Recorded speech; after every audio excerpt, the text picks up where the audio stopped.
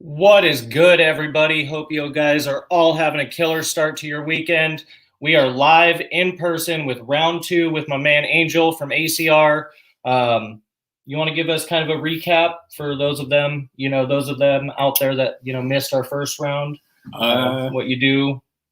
Yeah, so I breed ball pythons. I have ball pythons, a couple other animals. I've been in the hobby since I want to say like '97, so kind of an old schooler. Hell yeah! And I've kept tons of animals. Been in the animal game for a long time.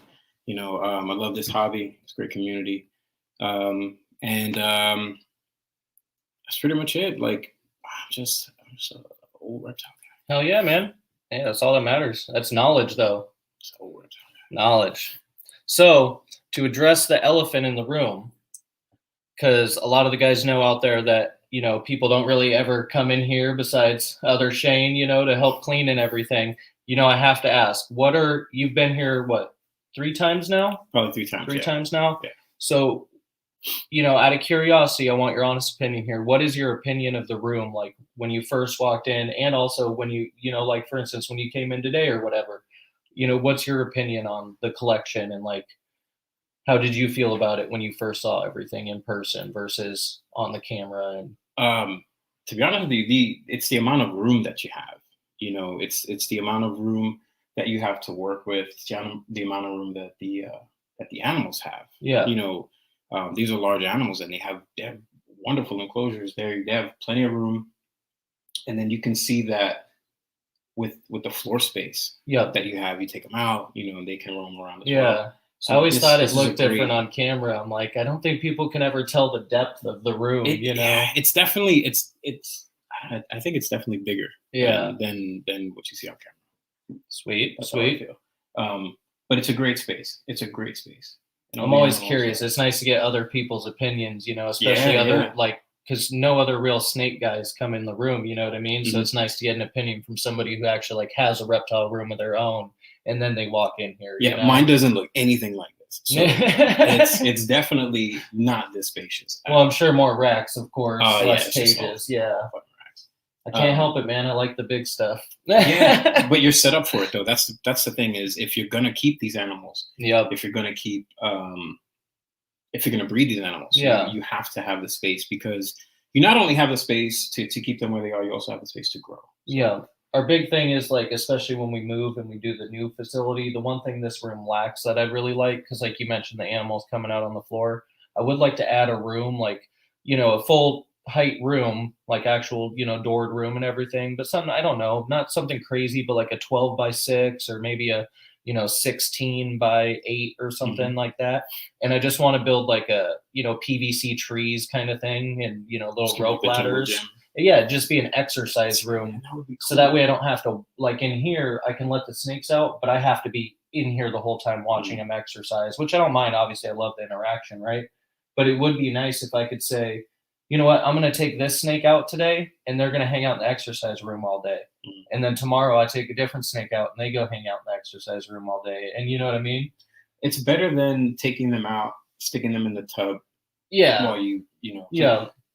Excuse me, not that there's anything wrong with that. It's just a matter of this is a different type of interaction. There's enrichment, there's exercise, there's all these things that they're getting, and then they get to go right back into their familiar environment. Yeah, exactly. And I don't necessarily know if it's a bad thing that you're doing this with these animals in the same room, and they're picking up each other's scents again, even though they're in the same room. But now they're crawling over the same things, that the last animal was on. Too. Yeah. So it's different. Yeah. I think it would be good. I don't know. I don't know how you guys interact well. Would. How do you guys feel about it? Oh, we got everybody in here. By the way, hi everybody out there. I saw all the early birds in here: Jamie, Mike, Lance, Mindy, Josh. What's good, Shane? Oh, yeah. Wrong account. Nice. So I kind of wanted to talk tonight, too, a little about, just some, some different stuff. Some stuff, not necessarily collection-wise, but how do I word this properly? Sorry, guys. Trying to word this properly so it actually the question comes across the proper way. Like, say for instance, when you're selling stuff on MorphMarket, right? Mm-hmm. What do you think is proper MorphMarket etiquette? This, I thought might be something interesting. I mean, there's etiquette on both sides. Being a seller and a buyer. I've sold a bunch of stuff on MorphMarket, and MorphMarket is the greatest tool that we have right now. Oh, for sure, yeah. I can't say anything completely negative about MorphMarket except. No, I don't have an except. I'm sorry, but I don't have anything. I just don't have anything. I think it's great because. Oh, dude, it's a great platform. It levels a playing field to an extent because someone who has a small collection, you have 15 females and three males, but you have 15 multi-gene females, three to five multi-gene, high-end males. Now you're producing these unbelievable babies your first time out, and you want to sell these animals, but nobody knows who you are. Yeah. You go on MorphMarket, and MorphMarket allows you, the person who has never sold a snake before in their life, to go up against people who have been doing it for 30 years. Right. And you will sell your animal. And I think that there's definitely right and wrong ways, but there's also ways that, you could do things better and things you could do worse. But MorphMarket is really good because it's great to get your name out there, your logo out there, your brand. It's great to interact with people because even if you're not going to buy a snake from someone, but you see something that they have and you're like, wow, this is really cool. You could still get in touch with them and start up a conversation. Yeah. It's, you could do that on Instagram as well. And you can find people that way too. Yeah. But for me, MorphMarket is great because I can sell animals on there. Yeah. And you can sell animals on there. We can all sell animals on there. Plus, I love the ease of it too, just for the fact that like you can filter through anything, not only species but genes. So you're not like when you had to go through Facebook posts, right, or something like that. How many posts do you have to go through? And people have no idea what they're doing or talking about or anything, and you go through 100 posts to find that one animal you're looking for, if it's even there, right? Yeah, and then you'll notice it's from like 2 years ago. Yeah, exactly. But you go on MorphMarket and it's actually, listed right there, and you can filter through them and everything. Yeah, it's great because the other day I'm looking at Kenyan sand boas. I don't fucking have Kenyan sand boas, but I wanted to look at them. So I went on MorphMarket because the other thing about MorphMarket, it's also what's going on right now. Yeah. It's what's for sale right now. It's not you're looking in a magazine and it's like, oh shit, look, clown ball python. Oh wow, this is cool. Let me contact this. Yeah, it's not like that anymore. You go to MorphMarket, and again, like I said, it levels the playing field. You're selling snakes with Kabilka and Ozzy and all that. So with that said, what do you think? Like, because we were kind of touching on it before the stream. What is like, for us as sellers, right? Because we both sell on MorphMarket and ship out a lot of snakes. What do you think is our responsibility as a seller to provide there? Right? Like what kind of information do you think is important to put on there? Like a terms of service kind of thing, kind of like we were touching on. Like the first thing that comes to mind as you're asking me that, the first thing that comes to mind is transparency. Just be fucking honest with the people, first of all. Yeah. When you're selling something and when you're buying too, but when you're selling something, just be honest, say, hey, this animal, it took a long time to get him to eat, but he's eating great now, I really can't sex this animal. I don't know how to sex these, so I don't know what it is. Unsexed, yeah. And the same thing with genes. Like if you're not 100% sure what the genes are in this animal, don't sell it as that either. Don't just go and say, hey, I'm gonna sell this yellow belly, and I think it's yellow belly, but I'll sell it as yellow. Yeah. There's that. Just be honest with people. And so that leads me to ask you actually, because like you'll see this done two ways, right? Say I have. Let's just make something up. Let's say I have a Enchi OD and I think it might have yellow belly. Would you put in the title OD Enchi Pos yellow belly, or would you put OD Enchi and in the description put, hey, this might possibly be yellow belly, but I don't know? If one of the parents were yellow belly, I would put possible yellow belly. Yep. If I don't know that the parents are yellow belly, or that didn't even come to mind, and I'm looking at this and I'm like, oh, that looks like a yellow belly. Like that's no. I mean, like, of course, if it's in the if pairing, one of the parents and I think it might be, I would put possible yellow. Because we all know we're going to get to that point, or you already have, where you hatch stuff out and you're like, what combo is this? Like, I know it's this, this, and this, but then there's 4 other genes but you see, play. This is what brings me, to where the communication part comes in. Because if I want to buy a snake and it says possible yellow belly, and yellow belly is something that I'm really looking for to add to this. Like yellow belly is something that I'm like, that's what I was looking for. That's your goal, yeah. I'm gonna message them and say, how sure are you, or what makes you like? Are you sure? What like, makes you? I can be. You can be annoying. It's okay. Ask questions. Ask questions, but like ask the right questions. Don't be too annoying. Yeah. I think we all know what that is, but it's okay. I'm very much open. You want to ask me questions? Shoot me messages. It's totally fine. I will never not answer you. I always answer people back, and sometimes it's painful, but I do it anyway. Yep. Tucker's right there. I really do. I do love this hobby, and I have been around a long time, and I like to share that shit. I like to talk about shit, like from back in the day when we were all learning from each other. Yeah. I couldn't just pop up YouTube and learn how to breed quails. Like, oh, I want button quail. I can pop on YouTube and boom, I already know everything. Yeah. Right? I think I know everything. Right. But the fact that you can do that, now versus before, with all the information and the lack of information and the lack of information you can get from people. Yeah. So nobody was telling you anything. Yeah. That to me is, it's a big deal. Yeah. No, communication's definitely and that's key why there. when we're talking about MorphMarket and someone's trying to buy something from me and you have questions, I will answer you. And sometimes they're going to be long answers.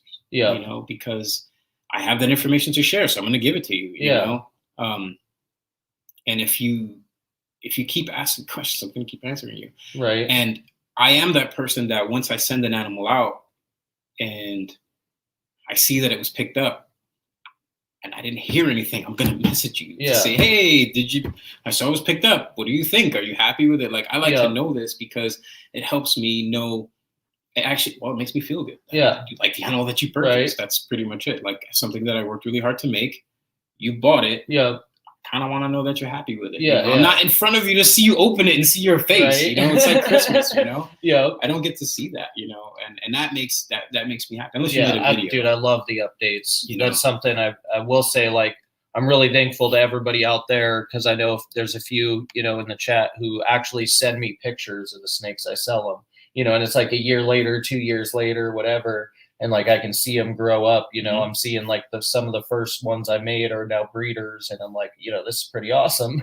It's a good feeling. And then sometimes it's a bad feeling because you're like, I should have never fucking said that. I should have kept that. Oh my God, I should have kept that fucking snake. Oh, I'm really happy that you're happy with it. But if you ever want to get rid of it, there's that. I will say there's a small group, like I let a highway girl go. It's with a really good buddy though. So, and then I let a group of, it was 1.2 pastel yellow belly / gravel.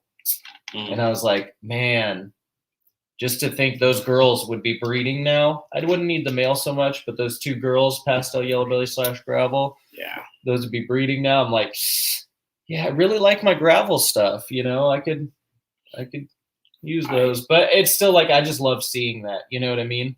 And I don't know. I think too, just to go back to the whole communication, and answering questions. I love answering people's questions, right? But there's one question I hate, and it's not that it's a bad question, but I just hate answering it because it's a disappointing answer in my opinion, right? But I'll get asked a lot, what gene, or I have this, what do you recommend to pair to it? And I always have to type out this long thing, and I almost feel like, and this is nothing against anybody, who may be watching that's asked me this question. Like I said, it's not a bad question. It's just impossible for me I don't feel like I can answer that. Because you could tell me you have, I don't know, just anything, right?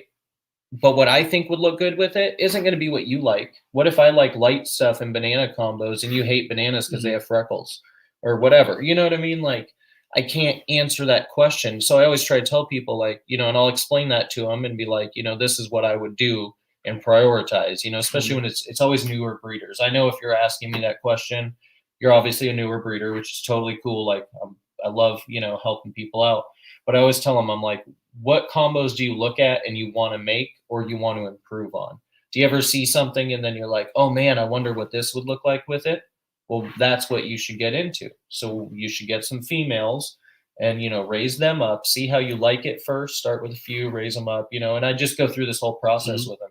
But my point is, I always find that question so hard to answer because it's like it's so drawn out. You know what I mean? Because that's not a question that you should be answering, because this isn't my collection. Is my collection because I manicured like this stuff to be this way. Yeah.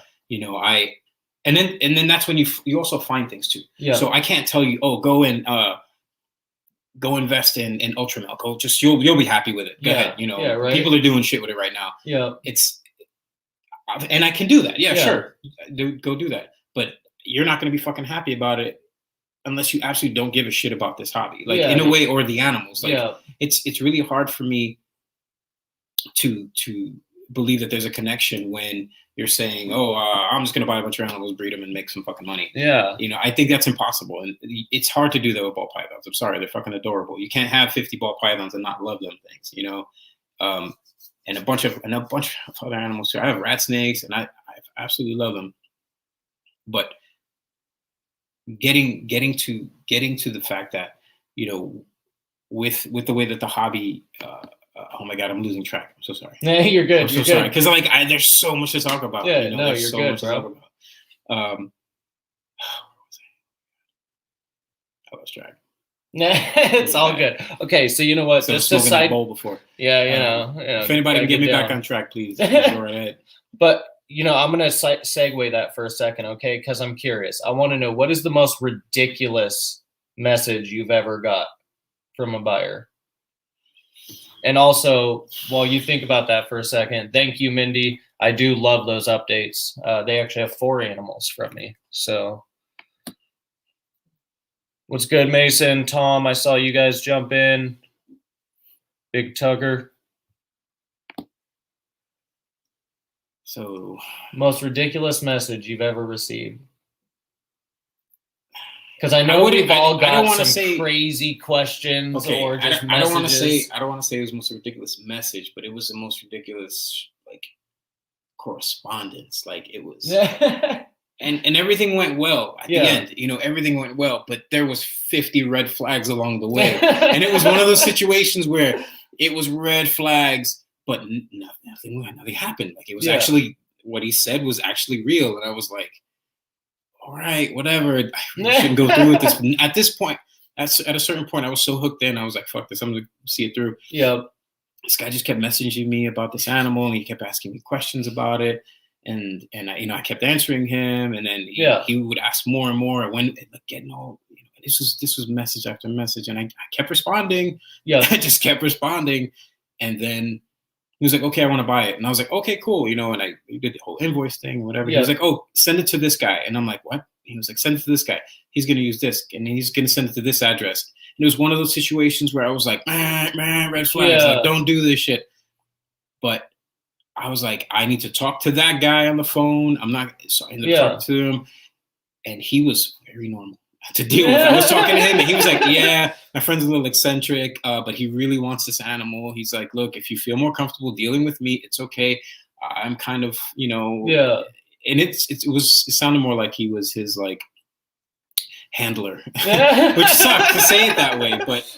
But then I talked to both of them on the phone, really nice guys, but it was just like the interactions were crazy. And at the time I was talking to Shane Kelly and we were bullshitting, and I was sending him messages about it. I was like, can you believe this shit? And he was like, what? I was like, 30 messages later. He's like, still? And I'm like, yes, it's still going on. Oh my God. And it was messages. It was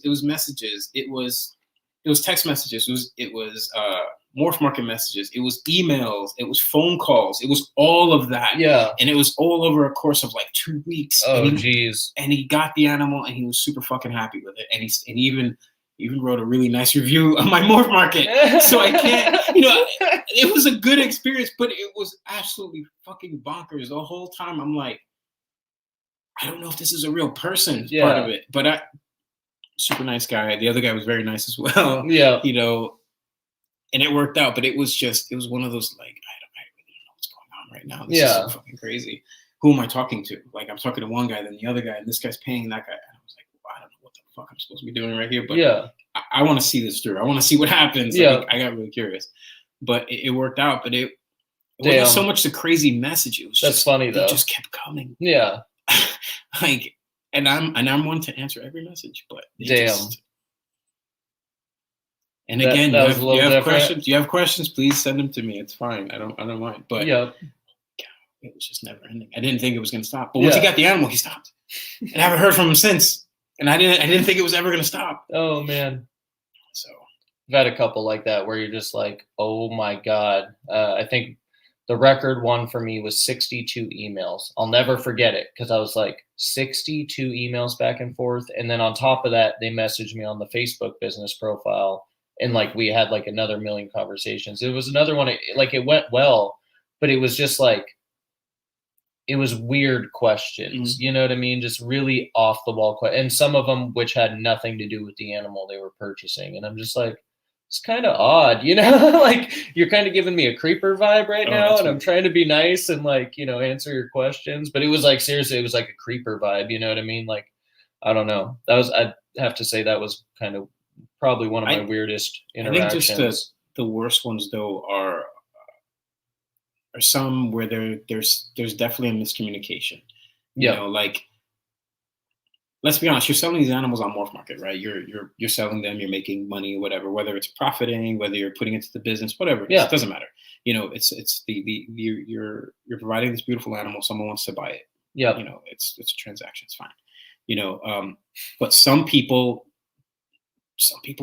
they don't seem to understand like that this is how we do things. And you know, you can talk to me about a snake today, but if tomorrow someone buys it and then you hit me up the next day and you're like, hey, I was just talking to you about that. I'm sorry, but that person bought the animal. We were just having a conversation about it. You know, and that's happened to me a few times. And I've had a couple of people that were like totally fine. They're like, oh, you know, they just beat me to it. And I've had some people be mad at me and I'm like, we didn't even talk about holding the animal. Like, you just said you were interested and then I didn't hear anything for like 2-3 fucking days. And now the animal's gone and you're mad at me. Like, how I hate that, dude. You know, like, same thing. Or when they ask you for a super good deal and you're like, hey, you know what? You're in a nice mood, right? You're like, okay, I'll give it to you for this, or sure. You know what? I'll do free shipping. Like, if you want to do that, I'll you know, and shipping most anywhere is anywhere between $50 and $80, right? So obviously, at least with ball pythons, you know, not smaller snakes, I should say. But then they'll be like, oh, okay, sweet. Or even say if you do a better deal than that, you're like, all right, free shipping, and you knock $50 off or 100, I don't know, whatever, like seems fair. You know what I mean? But then they're like, okay, I really want it. Let me get back to you. And then you don't hear from them at all. Or they're like, oh no, I for sure want it. I'll, you know, give me a little bit to get off work. I definitely want it. You know, I'll message you later. And then you never hear from them again. And you're like, why did you go through all that effort of being like, oh, bro, you know, it's really what's the best price you could do? And it's different when you're at like a reptile show too, because you get those guys that come up and they'll talk to you for like 10 minutes and they're like, oh, I really like this. I'll be right back. And you fucking they never come back. And or you see them in the back and they're like walking with a cup and they see you like make eye contact and you're like, oh, like I'm gonna fucking run around my table and like slap the cup out of his hand, you know? Like, I don't give a shit. I don't care. You chose something else. That's fine. You bought what you wanted. That's fine. I'm not gonna be mad that you grilled me. I've actually literally got messages back from people that message me a bunch and then just stop talking to me. And then they'll message me like a day later or 2 days later and be like, oh, sorry, we bought this snake from so-and-so. And I'm like, that's cool. You didn't have to tell me. I mean, like, thanks for at least giving me an answer, but you didn't need to come back and be like, you know, whatever. I like some really good ones. I like this question from Jamie. What's the strangest things you've been offered to trade for a snake? I like that question. I don't even know. Probably just other snakes I don't want, you know. Right. You know, or other animals I don't want that I definitely don't want. Nothing really strange, you know. I've seen some strange things in the old school days, like on the fauna classifieds. Like I'll trade you this gun for a snake, and it's like, You might not want to advertise that here on Fauna, though. Like, I don't care what you do. That's fine. You want to trade a gun for a snake? That's fine. Maybe not advertise. You know? But I always see those ads, like if you're ever searching through like Craigslist or something, it'll be like, we'll trade for pew-pews or whatever. And I'm like, yeah. Geez, guys, have a little class. But, you know, or just weird things. So like have a motor. Like, hey, I have this. Yeah. You want this car? I'll trade you a snake. Like, it's those things I always found weird. But I've never had anything offered weird. I have been actually offered like equipment.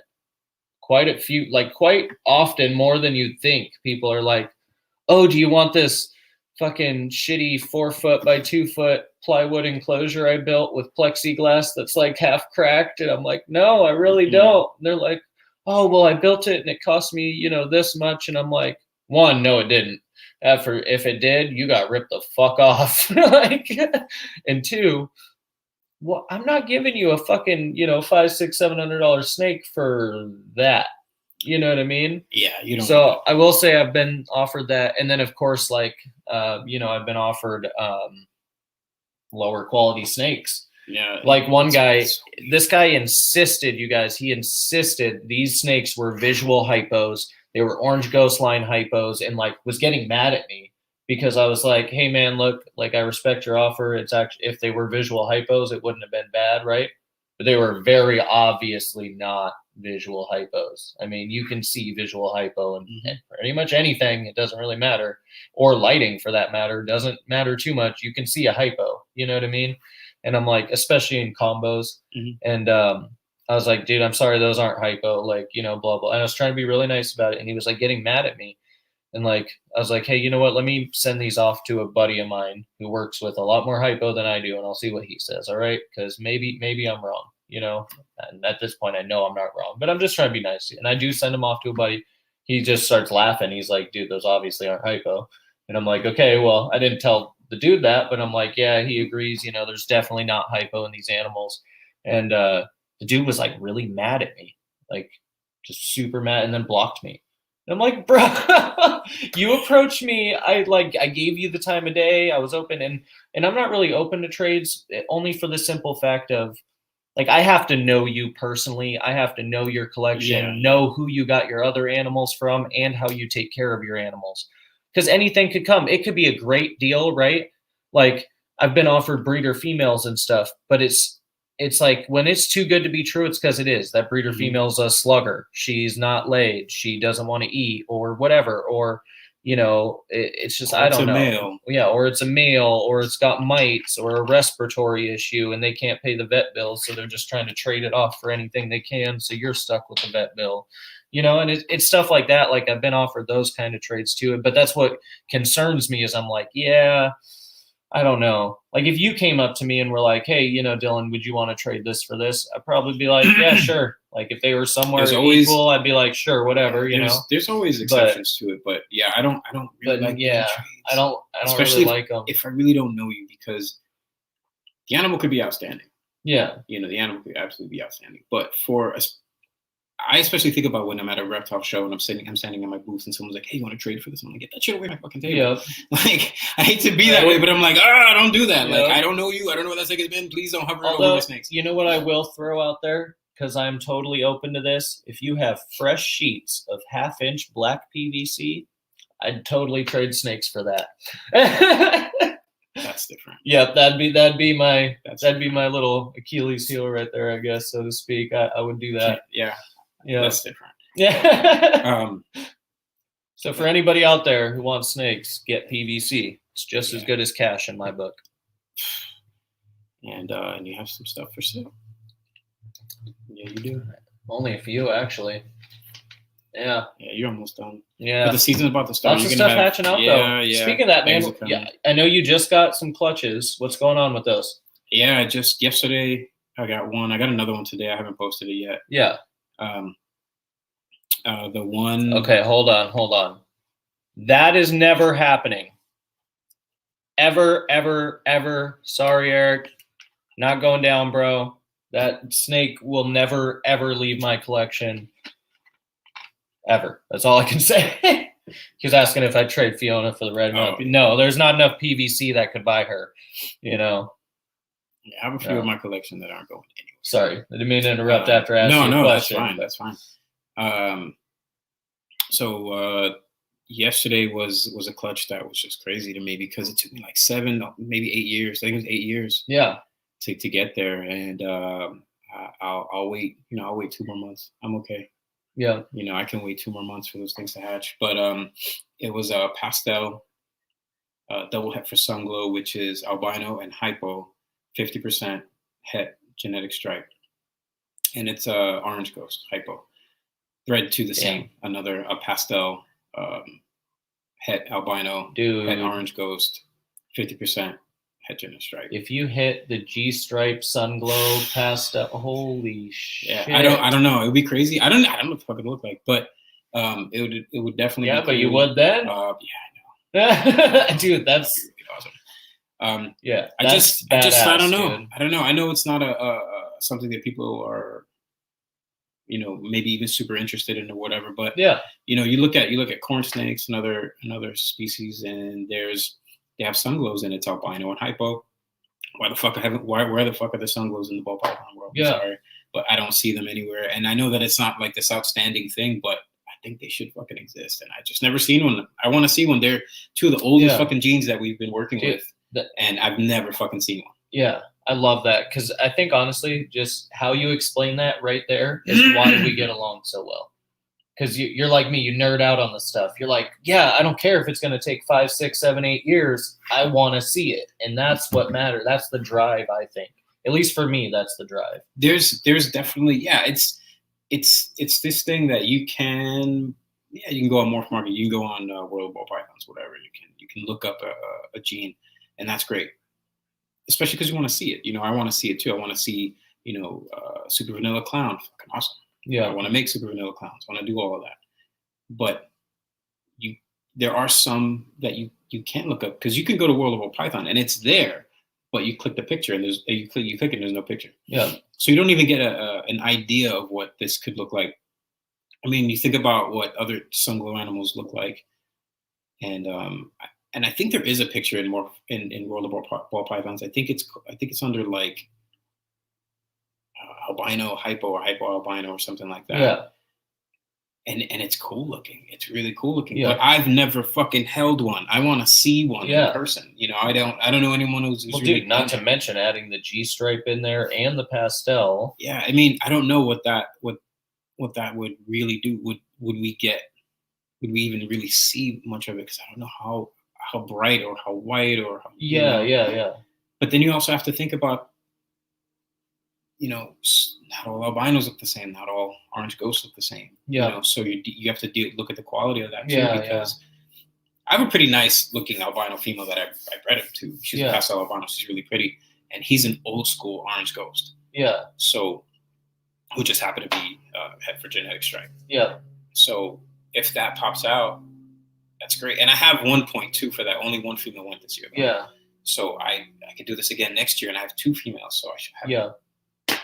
Hell yeah. And if good odds. If she's not, or at least better odds for sure.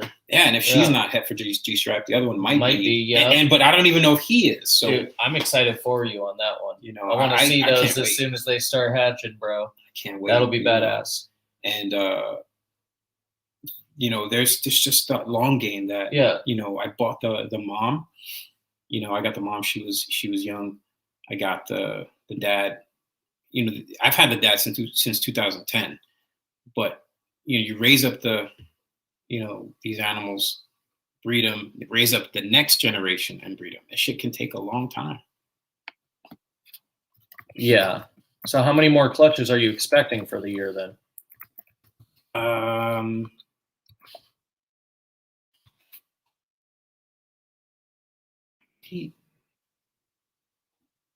Anywhere between 6 to 10 more. Okay. So I could round out probably around. I got 6 so far. Today was Bumblebee female who laid 7 eggs. She was bred to a pastel super vanilla orange dream. Damn. Possible specter. I don't think it's specter. All right. But yeah, and she's an old schooler too. She's from 2010. She's an old girl. Yeah. she's gorgeous. I happen to like old, faded out bumblebees. Yeah, I think they're pretty. They have that silver, hey, dude, silver brown look to them. You know what's funny? The gold flakes. You know, almost every guy I've heard that's been, around since the early 2000s, late 90s, right? It's almost unanimous. I always hear they love bumblebees, or that's what got them into love. And I find that interesting because it's like unanimous almost. It's like I'm telling you, the day that I got my bumblebee, I remember that shit like it was yesterday. Yeah. And it was a friend of mine, out in New York. This guy Mike Kostakos, he's still there. He still breeds. He goes to the White Plains show. He's got really nice stuff. Okay. And I remember meeting him in Queens on a rainy day. I jumped off the train, the subway. He's parked in his car. I jump in, and it's pouring outside. It's like it looks like the worst drug deal ever. Yeah. And I buy this, this snake, but he pulls it out of his bag, and I just was like, oh my god, this is fucking incredible. Because this was 2010. Yeah. And bumblebees have been around for a while, but I paid $425 for her. Yeah. Bumblebee. And at the time they were going for 500. He gave me like a break. Yeah. Like between 450, 500. Yeah. And I was like, I don't give a shit. Thank you. Yeah. So I gave him the money and walked in the rain, like staring at this thing, and got her home. And I've had her ever since. She's gorgeous. She looks like she's 2 years old. She doesn't grow. I have no fucking idea. She's just tiny. Yeah. But last year she gave me 8 eggs, and this year she gave me 7. Damn, nice. And now she looks like Skeletor. She's all fucking yeah. But she goes back on food like it's nothing. She puts all that fucking weight on, and she goes every single year. She's the most aggressive female ball I've ever seen. Aggressive breeder. Anytime I put a male in there, she starts running around. She's like, hit it. Her tail is slapping the side. She's rubbing her tail. I've never seen that shit with another female. Yeah. With her, the moment I stick a male in there, that male it's like, oh, it's go time. Like, locks up every time. And this was his first year, and I put him with her first, and I think that was a good way to like get him. Yeah. Yep. Showed him the ropes, because I put him in with someone else, and he went right for it, and I was like, that's what's up. You got it. And that right there, I know that sounds fucking stupid. We're joking, but that could be a fucking key. Yeah. In helping breeding certain snakes that are really fucking stubborn. You got a female that breeds really well. Breeds well, yep. Whether you want that pairing or not, throw his ass in there and see if that'll jumpstart him to get the pairing you want him to fucking jump on. Yep. That could be a way. These things are a pain in the ass sometimes. You know? You never know what's going to jumpstart him to breed, to eat. There's so many things that we're still figuring out. But you also have to look at it this way too, where you are. Your climate, your temperature, all that stuff is going to be different than me. Yeah. So my shit may not work for you. That's something we always have to think about. Oh, for sure. Yeah. And that's why it's hard. Like when you're at a reptile show to answer a lot of questions too. Yeah. Meanwhile, I really miss doing reptile shows. I'm one of those weird vendors that actually really likes it. Dude, really love doing I wanted to do Hillsboro, but it just wasn't feasible, really. I only had a few snakes. Thankfully, my buddy took them down with him to go do the show, but it just wasn't feasible to go, get a booth and go down there with 6 snakes. You know what I mean? Like, yeah, that's why it's good when you know people and either you can go and help them with the booth. Exactly. There's always that's why it's good to have friends in the hobby. Yeah. Especially local friends, because then if you have to run somewhere and you're like, dude, can you big family emergency, can you please just go and like feed the rats for me real quick? Yeah. I'll fucking come over and feed the rats for you. Yeah. That's not a problem. It's really good to have that. And it's also good when you want to sit and speak face to face with someone about this shit, because most of us, our family don't want to talk about this shit. Yeah. Our family doesn't want to hear this shit. Our family, my wife is like, that's great. What do you need from me? And I'm like, I don't nothing. I just wanted you to listen. I thought this was cool. You might like it. And you're a dick. And she's my biggest supporter. She's my biggest fucking enabler. Yeah. I'll say I'm really lucky to have Amanda, because I mean, half the snakes in this room are hers. You know what I mean? And she like gets into it. It's actually amazing, because she'll like we'll be out smoking or whatever, watching a movie or TV or playing on our phones, whatever, and she'll randomly just either send me MorphMarket ads, or she'll just show me. She's like, oh, check this out. And I'm like, damn, I thought I had a problem. Yeah, it's good when you have that person that is either down with it, like into it with you, or it's like just super fucking supportive, No, but I still know what you mean, because I'll try to talk to other people and I'll like, I get kind of nerdy with it. I'm talking scientific names and genes and recessives and this and that, and they're just like, the look, like what the fuck are you just like ball python? Yeah. Those are the same thing. Yeah, it's so what's that banana python thing? And I'm like, I gotta go back. Let me start over. Yep. Let me start over. But that's the thing about it. Like we really, there's that passion. We love this shit. Yeah. We'll talk about this shit all day long. I'll talk about this shit all day long with my wife. She just won't understand. Yeah. But and then tomorrow's Mother's Day, so I gotta pamper her like crazy. Yeah. But for the most part, when it comes to like geeking out and like getting into the information part of it, I love this shit. Yeah. Like I can sit back, go back to the old days when people didn't tell anybody shit. Yeah. And it was like, so when do you put them together? You breed them. Yeah, I know. I'm not gonna tell you. Yeah. Like, yeah. You could really help me out. I mentioned that a few times on the streams, is like, I hate it when I was trying to find information because nobody wants to share that shit. Or at least when I first started, asking, nobody wanted to share that stuff. That's why I'm so open with the stuff that I do. And I always tell people, like, I'm no expert by any means, right? I've been keeping for a long time, but I've only been breeding a short period of time. And, in retrospect, but just like, I don't know, man, it was so hard to get info then. I think it's all about that sharing. You know what I mean? Plus, I'm a nerd. I want to geek out on snakes. If there's somebody else interested in snakes and who wants to learn, that could be our next generation. Yeah. That's going to be the guy or the girl who picks up snakes from you. That's going to be the person who knows, like, for instance, when we started talking, I didn't necessarily think, this is going to be a dude that I get really excited and text because something happened with my snakes. And what happens now? Yeah, no, we send shit all the time. Yeah, exactly. I'm like, check this out. But I think too, like with the stuff back in the day, the difference, and we were talking about this before, when when you go back. Even Shane says it. It's hard to keep up with Dylan sometimes. This is what I'm saying. Like, but back when because we were talking about it earlier, people back then used to just collect snakes. Like, I have a ball python, I have a Burmese python, I have a corn snake, I have people were collecting snakes. They weren't buying select species to breed them.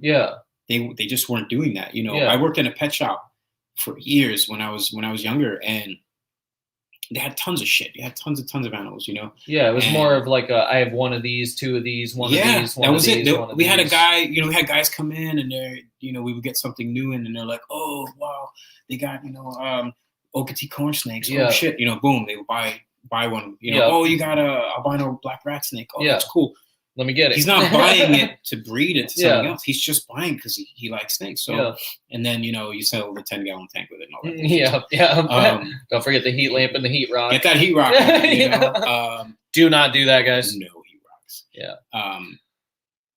But that's the difference, and that's why I like doing reptile shows, because it reminds me of being at the pet shop when all I did was talk to people all day and give them information. Yeah.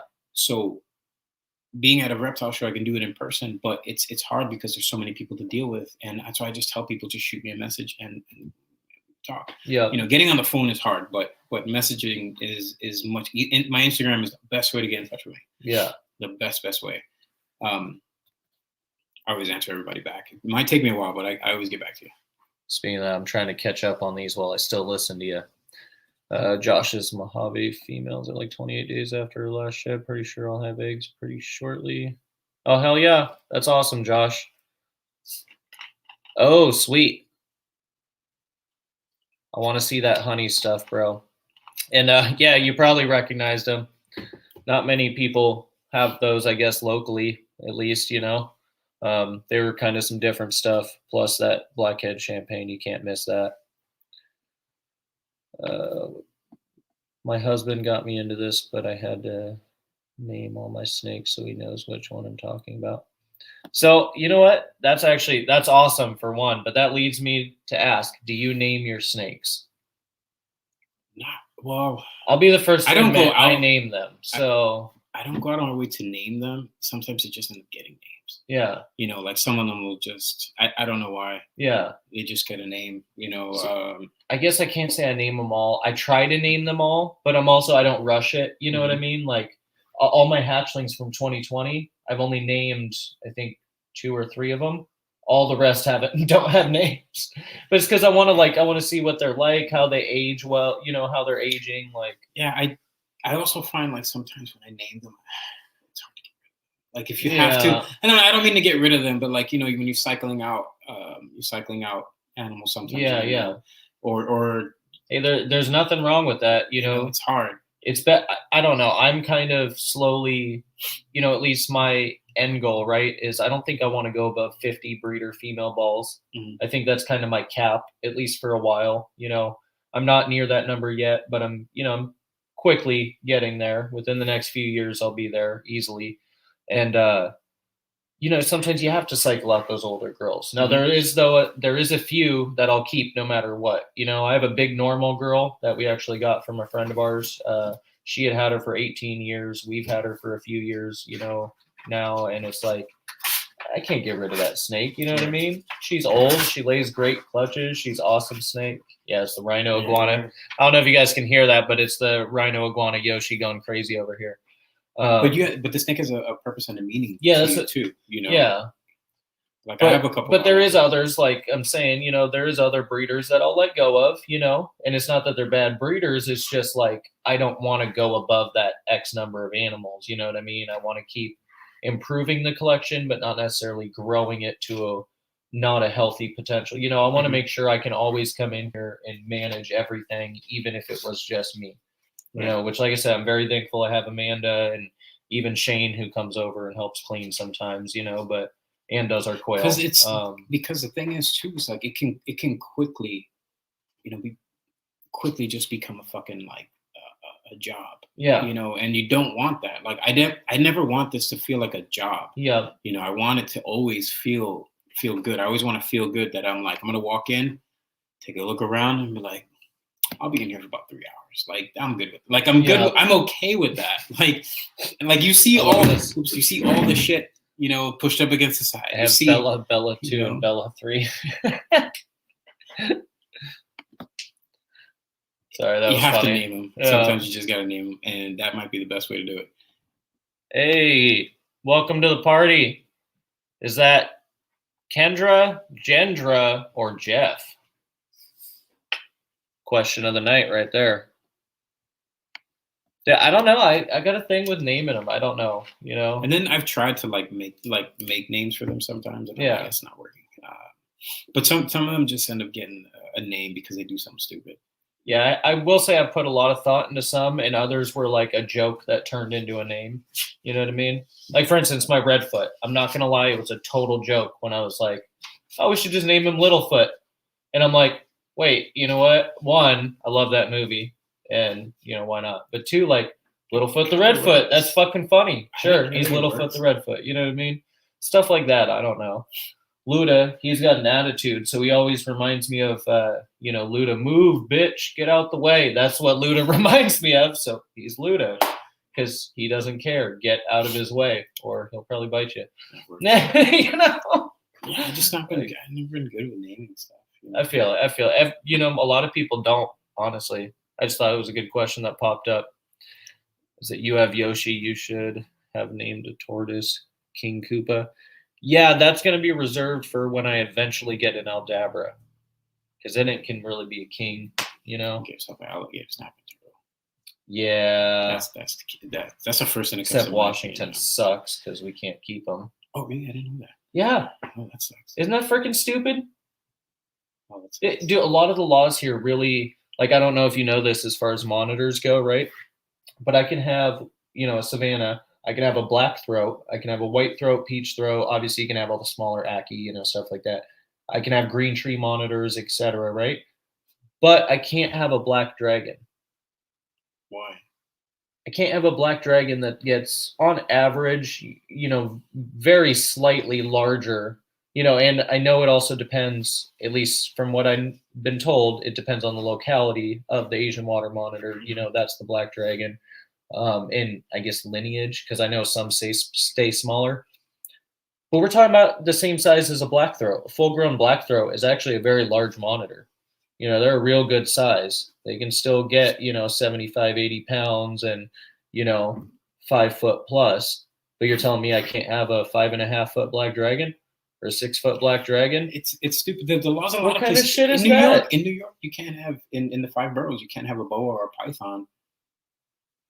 You can't have a fucking children's python in Brooklyn, but you can have a bull snake. Yeah, that's stupid. Which doesn't make any fucking sense. And that is nothing against. I like bull snakes. Yeah. Actually, and honestly, if I couldn't have a ball python, I'll get a fucking bull snake. But they're stupid laws. Yeah. I like that answer. Hi, you guys. Hope you guys are having a good night. Thanks for jumping on. No, I do have some weird ones though. I'll say that. I'm a nerd, so a lot of my names are like, I don't know, Gandalf and Dumbledore and Daisy. I don't know, like just random stuff. Like I don't know. I named some after the oh my god, really? Guardians of the Galaxy. Oh yeah. So like I got Mantis and stuff. You know what I mean? Like maybe you just watched the movie and just fell game. I'm just bad at it. I don't really name anything. Randomly, you're gonna send me snake pictures from now on, and I'm just gonna be like, you should name it this. that might work better. I'm just giving you shit. You don't have to name them, man. I've named more rats talking crap out of the breeders. I've named more my breeder rats than I have named anything else. I like Shane's theory. He names the males, but all the females are named Shakira. That's not bad. He's talking about all the quail that he does. Oh, they're all going off about names now. Tom the male. Red Jean we got from you. Dylan is actually named after my late Opa. Oh, that's awesome, man. And you already know it, Matt. That's why we're all here. I mean, that's why, like, I literally thought it was the perfect name to just call this the Snake Nerd Lounge. Because I'm like, what are we? We're all snake nerds. We just want to, like, and I guess I could have called it the reptile nerd, but snake nerd. I mean, I love all reptiles, but like I really love my snakes. So but that's the thing too. You want to do this as like the Snake Nerd Lounge, and that's what it is, then it's gonna be just geeking out about this shit. And there should be a platform for that too. That's not so like rigid. Some of them are. And that's too, honestly, it's why I'm really happy to have you here in person doing this. Because, like, and don't get me wrong, I love doing the streams with people who are far away and everything like that too, right? And those are great streams. But there's a couple things I want to see more of. I want to see people in person, like you and me, chopping it up and actually having a conversation face to face, and being able to see each other's collections. And on top of that, you ever notice in a lot of the live streams, it's just people standing with a wall or sitting with a wall behind them. Mm-hmm. I want to see people's collections. I want to see, how do you care for your animals? What's your room set up? I don't care if it's melamine racks or Home Depot racks or what, like, you know what I mean? It wasn't long ago I had that stuff, I just think people should be more transparent in the fact of like showing their rooms. Cause I don't know about you, but I want to see that more when I'm watching videos and other live streams. I want to see. And the DIY stuff is good too, because it really helps people. Like I have DIY stuff. You've seen in my video. I showed you my rack right behind me. It's a DIY rack, and I love that fucking rack. Yeah. And it was pretty inexpensive. But the thing about the DIY is you get to sort of customize it your way. Yeah. I was able to build it how I wanted to build it, and with the materials I felt I was more comfortable working with. That shit took me a week, like a few hours on a weekend, and I was done. What took me longer was fucking wiring the damn thing. Yeah. Other than that, building it was really quick. Yep. And honestly, I'll say that too. I'm actually glad I built my 8-foot cages, because as much as I absolutely love the animal plastics cages, one, the weight is just crazy, right? But like you said, I was able to adapt a few things, like something I don't really, I guess, mention much, but I actually doubled the ventilation as far as animal plastics goes on my cages. It's twice the diameter of ventilation and added holes. Oh, that's cool. Over the animal plastics because I wanted that extra airflow for the bigger snakes. You know what I mean? Already my ambient humidity is fine, and if they need, anything extra, I always soak them and stuff like that, or spray if I really need to, but I don't. But the other thing too is you're building these cages for Burmese. Yeah, it's not a general cage overall that could large be cage. for Exactly. Oh, you can put this in it, you can put that in it. Yeah. When you're building something and you're being really specific and mindful of what you're working with, then there's more to it, because some animals do do very well with more ventilation, or they should have more ventilation. Some should have less. Yeah, exactly. I just love the ability, though, like you were saying with the, building them myself, is I was able to do that, Not saying anybody should go out there and do that. Like, I mean, more power to you, as long as you're fitting all the needs of the animal. Freaking DIY it up if that's what you want to do. I will say, I'm really happy to have, because I can build the 8-foots, right? But I don't necessarily want to build the racks. I'm actually really happy with the racks, But with that said, I also started with melamine racks and a Home Depot rack, and then just heat tape with a thermostat that I put tubs on top of. Mm-hmm. You know what I mean? And you're sliding that shit back and forth right on the heat tape. Yeah, exactly. Like on a shelf, wasn't even in a rack. It was just a shelf with heat tape, and then the tubs laid out on top of it with lids. Mm-hmm. You know what I mean? That kind of thing. Or your rack is for a bigger tub, but you're like, no, I need these hatchlings in here. So you just keep it with the lid on and slide it way back in the rack. Like you might put some clips or a rubber band around. Yeah, exactly. Getting out. Hey, as long as the needs are met and that animal's not going to hurt itself, or it's safe. Yep. And we're all good. Yep. Doing that fucking one heat pad sharing. Put them both on one heat pad. Yep. Right down the middle. Right down the middle. They'll all huddle up, right? Oh man. Humble beginnings. We gotta start somewhere. Oh man. Next Saturday, I'm coming up.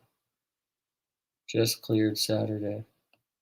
Are you actually gonna come hang out for once? Tucker messaged me earlier. I gave him shit. He's like, "Oh, I'm about to drive up there, blah, blah, blah." I'm like, so I messaged him. Sorry, Tucker, I'm totally throwing this out there. But I messaged him. I was like, "So you coming up or what?" He's like, "No, I can't do it." And I'm like, "Brah, get up here." I'm just giving you crap. But I was like, "What the hell?" So I don't believe it until you actually say I'm on my way. But make sure I'm actually free if you actually plan on doing something. Wish we were closer, Mindy. Damn it, so do I. Also, by the way, just to throw it out there, guys, we're just chopping it up. I thought it would be nice to just do this live, like I said, just back and forth. But if you guys do have any questions, feel free to throw them out in the chat. I'm trying to keep up with it while also, I guess just going back and forth. I really like this in-person kind of style, Yeah, and then there's just we're all over the place. I keep forgetting where I'm going with it. But the thing too is when you don't have a lot of people to talk to about it, so you're like, I want to talk about all this shit at once, and then you have we've all got clutches coming, we've all got animals that we're working with. Maybe somebody got something new, And, So speaking of that, what was your latest pickup? What's the last thing you picked up? So the last thing I got was a vanilla clown male. Nice. And he is amazing. And I got him from Golden Boy Reptiles. It's two brothers down in Florida. Great customer service. Check out their stuff. They're really, really cool.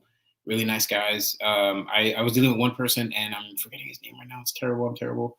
I'm also really bad with names. So I'm good with names of businesses and animals and all the genetics and fucking science. But when I know you, man. I'm good with faces. I'm horrible with faces names. Too. I'm great, but yeah. But really nice guys. This animal was on MorphMarket, and I kept looking at it, and I couldn't stop looking at it. And I'd seen other ones. There's other ones on there. Yeah. And I was like, I think I'm gonna buy this animal. I'm not gonna buy this animal. Because it was a male, and when you buy a male, that male is going into that male is going to add a lot to your projects. Yeah. So you're going with this male for a reason. I was looking for one. Yeah. Not that I was actively I'm going to buy one right now. I was in the market for one, and this one was there. There was a couple others, and whether it was Bad pictures. Take good pictures, please, people. Just take better pictures. I'm sorry. I know I'm not the best photographer, but please take good pictures on MorphMarket, because I want to buy your shit, but I can't look. I can't see it. Like, how can I buy your shit if I can't tell? Like, I can't fucking see it. You know, you send me a picture. There's a picture like this of the snake. I can't fucking see it. Like, I see the front of the face is blurry, and then it's all blur. Yeah. So I see the snake. I kept seeing it, and then I went on one day, and they had actually discounted it a couple of bucks. It was like $20, and I was like, I have to buy the snake. Yeah, it's like they dropped it down $20. I have to buy this animal. Commenting on your shirt. Oh yeah, thank you. I love the shirt. Thank you. And no, that's awesome. I couldn't. Be a good addition for sure. I shot him a message. We talked for a while, and the coolest shit. They did the coolest shit. Like, no one's ever done this before. I thought this was really awesome. I said, "Do you have any more pictures?" Because they only had one picture up. Yeah. Which I think is a valid question. Yep. Okay, if you're, I hate to say this though, but if you're buying a $50 animal, maybe not ask for 15 pictures. Ask for more pictures, it's fine, but please don't ask for more and more pictures. Yeah. But if you're buying something that's like integral to your collection, ask for as many pictures as you can. Yeah. I'm fine with that. I will give you pictures, and it doesn't matter. I will send you pictures. But he shot me a message back, and he was like, do you have an iPhone or something like that? And I was like, yeah, why? He was like, can I have your phone number? And I was like, yeah, here, I give my number. He sent me a video. Yeah. He shot a video. He went outside in natural lighting in his yard. Yeah. And he shot me a video of this animal. And I was like, sold. I'm buying it. All right, cool. Like, this shit is really cool looking. I like the way these guys do things. And we were in touch for a little while. Yeah. Because at one point we were going to ship, but then there was something that happened at FedEx. I think there was something at the main facility. Yeah. And I think there was a flood or some shit. I don't know. So we had to wait like another week, because you definitely don't want to ship it the next day, because everything from the following day is going through too. So that might be late. So I said, can we wait like another week or whatever? He was like, yeah, sure, no matter, and no pressure on anything, nothing. It was a smooth transition. Yeah. I get the snake, I open the box, and I was like, holy shit, this thing's amazing. Yeah. Having this animal in my hand, versus the pictures and the video, it's that point where you're like, you're gonna go to this girl and this girl and this girl and this girl. Like, you just start like you're breeding, like what you thought before was like, okay, I'm gonna do this, and then you see it and you're like, wow, I really kind of want to see him with. Yeah. Go across. And the other reason I was being really picky was this is the very first clown I've ever bought. I do not have clown in my collection. Yeah. This is the very, very first clown. That's awesome. And I have het clown females that are just, I never think it's a bad idea to buy a girl and throw her on the shelf. Yeah, I feel it. Or raise up a girl and say, hey, I really like this animal for whatever reason. Yep. But I knew that I was going to get into clown at some point. So I invested in a vanilla het clown and a pastel vanilla het clown females, and they're just sitting on. They've been sitting on the shelf. So once he's old enough, that's where he's going, as well as like some other stuff. Yeah. I'm gonna save that for later. But he's definitely gonna go into a couple multi-recessive projects and a bunch of co-dom and dom projects. So it's gonna be cool. I like vanilla. Everybody knows that. That's just me. I love super vanilla. Yeah. Super vanilla is to me, it's like one of the most underrated, underused genes. There's so many things you can do with it. You already know. I definitely want to pick up some vanilla girls from you. Vanilla creams. There's a lot to do with it. Yeah. There's a lot that it does with some genes too, and people don't really see it or realize it. But I see vanilla popping up a lot now. Yeah. I see a lot of people working with it, and it just makes me happy because that shit usually happens like after I've just bought an animal, and then it blows up, and I'm like, oh. Yeah, right. But I'm already invested in this. I have a bunch of vanilla, super vanilla stuff, vanilla cream stuff, and they're just growing up, and they'll or they're just waiting. Yeah. So having this clown male, and then I want to branch out to a couple other things too. Josh here. I can't take a good pic of a reptile to save my life. It's tough, bro. It took me a long time, but I'll say the key thing is lighting. I didn't really believe it at first because I was like, I already got these nice fluorescents in here. Like, do I really need, or not fluorescents, but LEDs in here? Do I really need more lighting? But yes, proper lighting in the right spectrum and just a decent background. Honestly, just that with no added change in your picture taking abilities fixed half my problems right there. I don't know if you found any tricks to taking pictures, but and obviously that we all know natural sunlight's the best, but if you can't get natural sunlight, you know, and I have a few different ways, whatever, but, you know, it also depends on the situation. Yeah. So if I'm doing it for MorphMarket, I'm going to try to take the best picture I possibly can. Yeah. You know, so I have a light box and I also have a ring light. Okay. I'm sure you guys have come across this. I'm sure you've come across this. Certain morphs, certain color morphs, certain patterns and such. No matter how good your lighting is, you can have one snake in there and it's fucking incredible. It looks just like the animal. Then you take that same setup, you put a snake in there, you're like, there's something wrong with this lighting. I don't know. And then you take it out and you put that shit under your dirty yellow light in the room. You're like, oh shit, this works. This works better. I don't know why, but I take pictures all different places in the room just for that reason. When I take pictures of the girls on eggs, I'm obviously not gonna put her in the fucking light box. So I have my ring light, you know, I set it up. And she's sitting there like looking at me like, what the fuck is going on, man? Like, and she's trying to cover her eggs, but I'm doing that shit like lightning speed because. It's funny you say that because I was trying to do all those pictures on the granite for a while because I loved the background, right? But I noticed some snakes looked fucking great. Other snakes were like, this isn't right. Like the colors are off. Everything was off a bit. So I just started doing what I naturally have always done and just, you know, I'm just going to snap a picture when I think that snake looks good. You know, I'm like, hey, that snake just had fresh shed.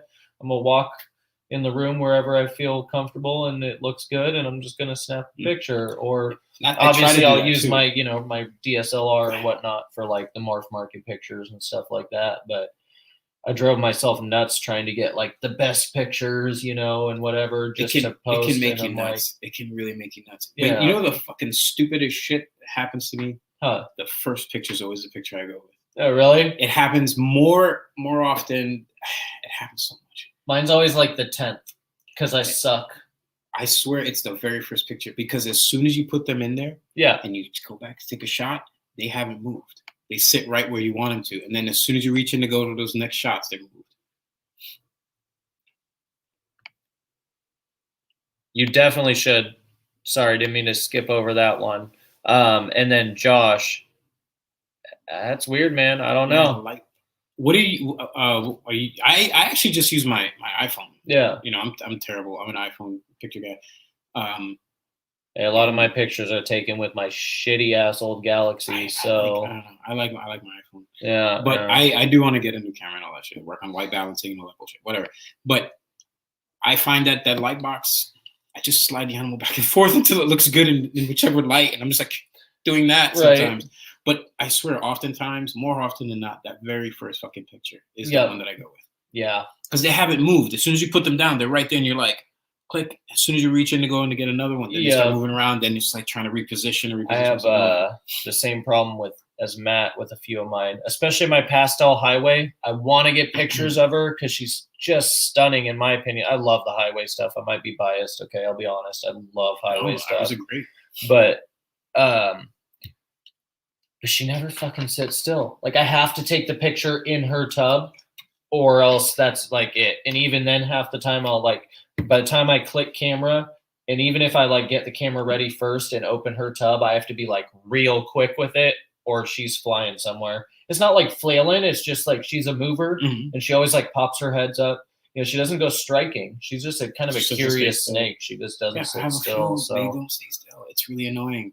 Yeah, I'm like, what the hell? And she's not, like I said, she's not like defensive or flighty. I shouldn't have like said that, but like she just, I don't know. She seems in my eyes, she seems curious. She's just like pop her head up. Okay, what's going on? Okay, I'm gonna slither down here now. Like, I don't know. She just wants to move around. She's one of those. Yeah. I have one that I have only put one. I think I only put one picture on my Instagram because she's so fucking nasty. She's so nasty. I just cleaned her yesterday. Oh man, yeah. Clean her, and man, as soon as I open, he knows what's up. She comes right out. She just comes right out. Damn. Fuck. Like she's gorgeous. Yeah. And I'm like, man, if you weren't, I would so fucking get rid of you. But She's a pastel. she's just like her mom. She Excuse came me. out the same as her mom. She's a pastel vanilla specter. Damn. And I was like, I can't get rid of you. Yeah. It's so nasty. But she's a good eater. She's gorgeous. Damn. I'm sure she'll be a fucking amazing breeder. It's always hard for me. Okay, don't take this the wrong way, all right? But like, I'm always like, there's no such thing as an angry ball, okay? But I will say all my het puzzles are pretty feisty. They're not like horrible, but it's like they will strike for no reason. You know what I mean? Is that what you're talking about with this girl? She just strikes for no reason, or is it like worse? No, it's just she's on. As soon as you open the fucking tub, she's just like, you can't. And you even with a hissy ball, even with one that's really upset, and you reach in and you go to and they're hissing and they turn around. No, she's just constantly strike. Yeah, she just keeps going. As soon as you touch her, she does that. She starts bucking, and I'm like, fuck. And I gotta move fast with her because she whips around. She has nailed me a couple of times, and she's the only one that really has nailed me like badly. Trying to get a pic of a white lip. Although I've given up so many times. Yeah, that's a totally different thing. I get that one. I have one of my berms is like that. I can never get her to sit still. My ivory granite, not Fiona, but Penelope. I've got a couple decent pictures of her, but it is so hard. Like when she's actually out and active, most of the time, she's just like, even for a big snake, she's pushing 8 foot or so now. Like she just wants to go, dude. It's hard. Like it's hard to get pictures. I have Honduran milk snakes. If you go on my Instagram, there's like 2 pictures of them because I can't fucking do it. I don't know how the colubrid breeders do it. I look at Shane's pictures, because Shane does a lot of the colubrid stuff, and I'm like, how do you get some of it? Yeah. If I put my freaking hognose there or a king or a milk, like it would be gone. It's gone, and then there's shit everywhere. Yep. Yeah, exactly. Man. Piss all over, poop, you name it, it's there. She'll be chilling in the tub, but the minute she's on the table, she's trying to move off. Yeah, man, I don't know what it is. And it sucks because it's honestly one of my favorite snakes. It's not even one of the most powerful snakes we have necessarily. But I made her. She's breeding size, and I just fucking love highways. I'm like, I can't get a picture of you. That's another thing. When you raised up something that you hatched and bred it. Yep. Like that's fucking cool. Yeah. That's fucking cool. This actually brings me to a thing that I actually haven't had to bring this up in a long time, but I have this thing. So don't get me wrong, I'm guilty of posting feeding stuff in the past. But lately, I'm kind of on this kick of I don't really like posting feeding videos or pictures, even for that matter. I don't know, man. I think it gets taken not wrong by any of us, but just by the outlookers who are looking at our stuff. I feel like they see that and that's just their ammo, and I don't want to give them any, especially keeping large snakes. You know what I mean? Yeah. Like, I could send a picture of, one of my berms eating a rabbit to you, and you're going to be like, oh, cool, but if I posted that and somebody else saw that, they're going to be like, oh my God, they went and got I don't know, even if this isn't the case, right? But I'm just going to make something up from that some Karen would think if they saw that, right? They're going to be like, oh my God, he went and got some cute person's pet off Craigslist or adopted it and then fed it to his big snake. No, actually, I didn't. That was a meat rabbit that was raised for this purpose. Like, you know what I mean? But they don't see that. You know what I mean? You can't portray that through a picture. So I just stopped posting. And I get it. Some of those YouTube guys out there are like, a lot of them do nothing but post these feeding videos and stuff. And they get like thousands of views. And I'm over here like editing, never posting feeding stuff. And I'm like 600 views, which I'm fucking grateful for. But I just think it's crazy. Like, I don't think that's necessarily for the right reasons. I don't know. How do you feel about that? Because I think right just now, be me. I think right now it's not good. Yeah, it's just not good. And I'm not saying that, that it's not good because I fucking hate them. I was just telling you the other day, I've been doing this shit for fucking 20 years. Yeah, I still like watching them eat. I don't like the idea of having to give them, because like I said, I raise rats and I fucking name them fuckers. Yeah, but I get it. It's fine. But I don't take any glory out of taking an animal's life to feed to another animal. However, watching the snake eat, watching the process, it still fascinates me. And I get a satisfaction, especially when babies are eating or a mom that that laid eggs, 2 weeks ago, 3 weeks ago. She's eating her first meal. I'm like, oh, good. And then I check on her. I'm like, okay, she's swallowing. I'm like, okay, good, mama. Right. These are, I like that, but I don't take any joy out of it. Yeah. And I won't post that, even though I'm really happy that she ate. I was really nervous that she wasn't going to eat after this clutch or whatever, or I have a baby that hasn't eaten on his own and it's eating and I want to share that. I can't share that with the joy that I'm having. Exactly. Because of the accomplishment of this animal, picking it up and eating. I can't do that because someone's going to take it the wrong way. And I think when it comes to feeding videos right now, I think we need to kind of pull back and not do that, because these people that don't want us to do this are looking for any amount of fuel. They're gonna be like, oh, here's another feeding video. Oh, look, all they want to do is just show you, these snakes eating. And it's not like you got David Attenborough behind you, narrating the whole fucking thing. That's not what's happening. Yeah. It's just like, oh, boom, and they've got this like electric music, and they might even have some flashy shit. Yeah. Don't glorify the feeding. Yeah. Eric kind of clarified what he was saying too. He's like, wait till right after they finish swallowing to get a picture of the moving girl. You can definitely do that. I could get down with that. I just automatically, I thought about that because I purposely try to avoid that lately, because all it took was one bad interaction. And I was like, you know what? I don't need any more of these annoying fucking messages from somebody who has no idea what they're talking about.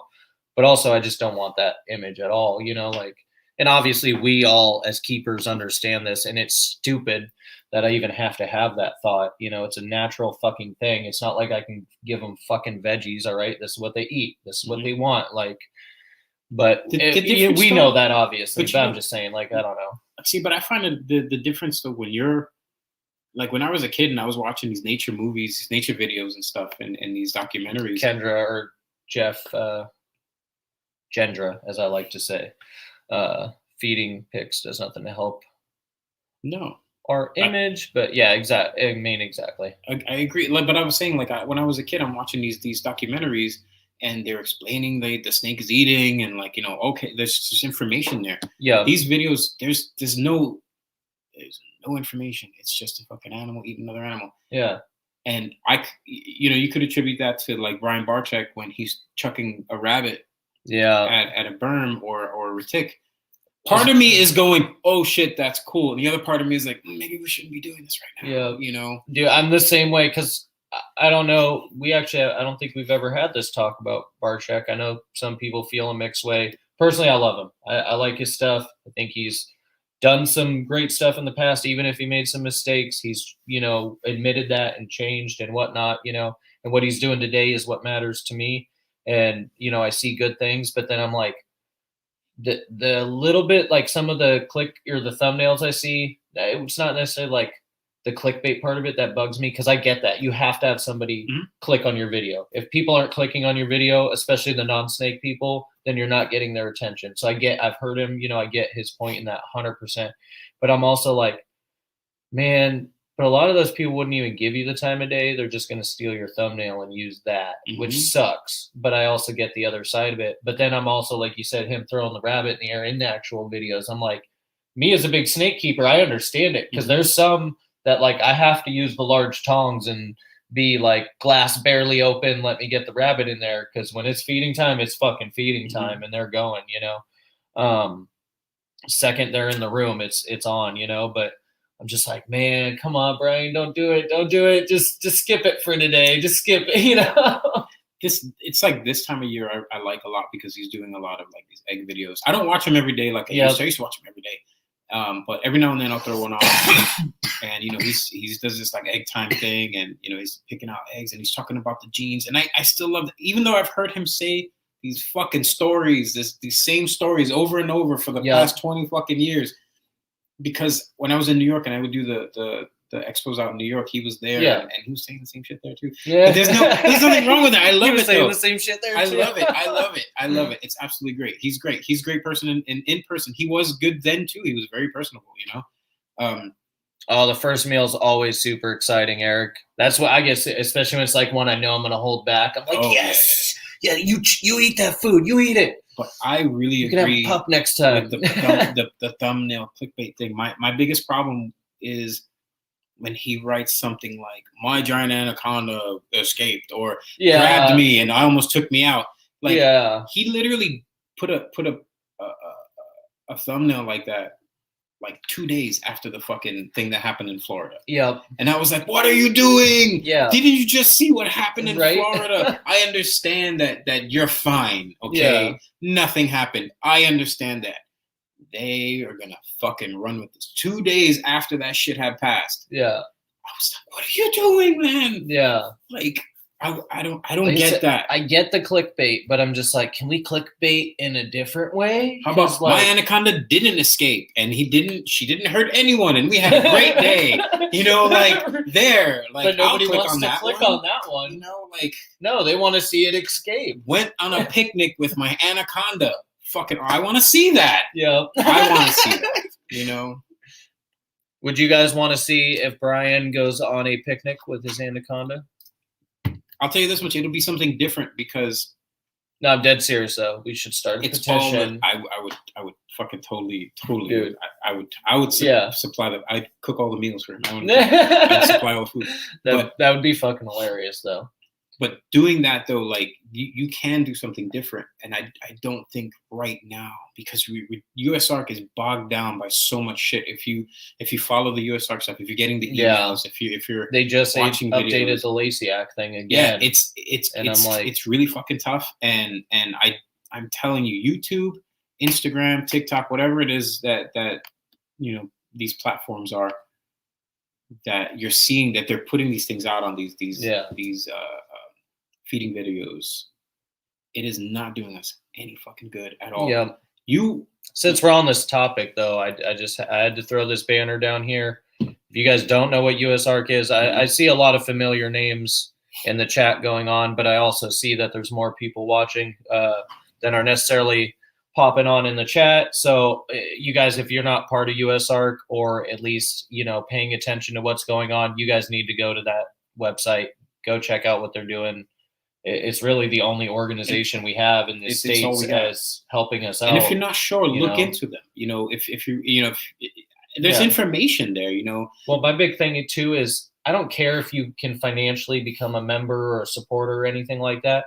You can do a lot more than that. Mm-hmm. How about writing a professional letter, professional being the key word there, letter to some of these legislators? They have them on the sharing site. This stuff. They have them on the site. Yeah. They have templates, letters that are already pre-written. All you have to do is fill in your name and your district and whatever. You know, this shit is there. They've done the work, and they're still doing the work. And we have to. Yeah, we gotta help. We have to help them do the work because we're not going to.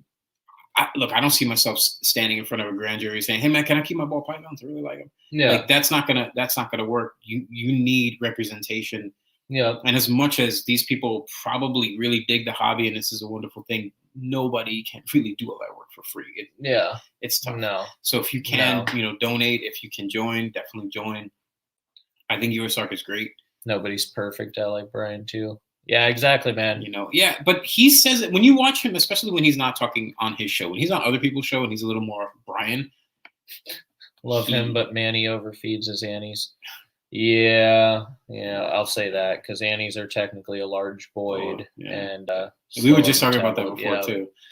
Like, oh yeah, you're feeding him too much. I'll say this, guys. When Angel walked in the room today, I just got done feeding some of the larger berms. You know, fairly decent sized meals. I like to vary it up. You know, sometimes I'll give smaller meals, sometimes I'll give them huge meals. But it was funny that your reaction right when you walked in, you're like, "Damn, like, shit!" You know. And then we got on the topic of like, which snakes can eat meals like that? Yeah, exactly. Shouldn't eat meals like that. So like, I get it. Large snakes can't eat very large meals, but give them a break, bro. You gotta. So it's been literally like nonstop geek since I walked through the door here. We're just talking about everything. And that's just how it is. It's good though. You know, you have to. What wouldn't he do with his anaconda? I don't know if I want that answer. South Carolina just banned all non-native venomous. That sucks. I'm still really specifically called out Boega. Oh, really? Huh. I'm still really upset with Washington's laws with venomous. I would love to get my permits. There's only a few species I want. Nothing crazy. I don't care if I have to have them in locked enclosures in a separate locked room that only, I'm allowed in or whatever, or if it has to have cameras or whatever, or the permit process, I'm totally fine with all of that. But they've made it basically impossible for me to do that.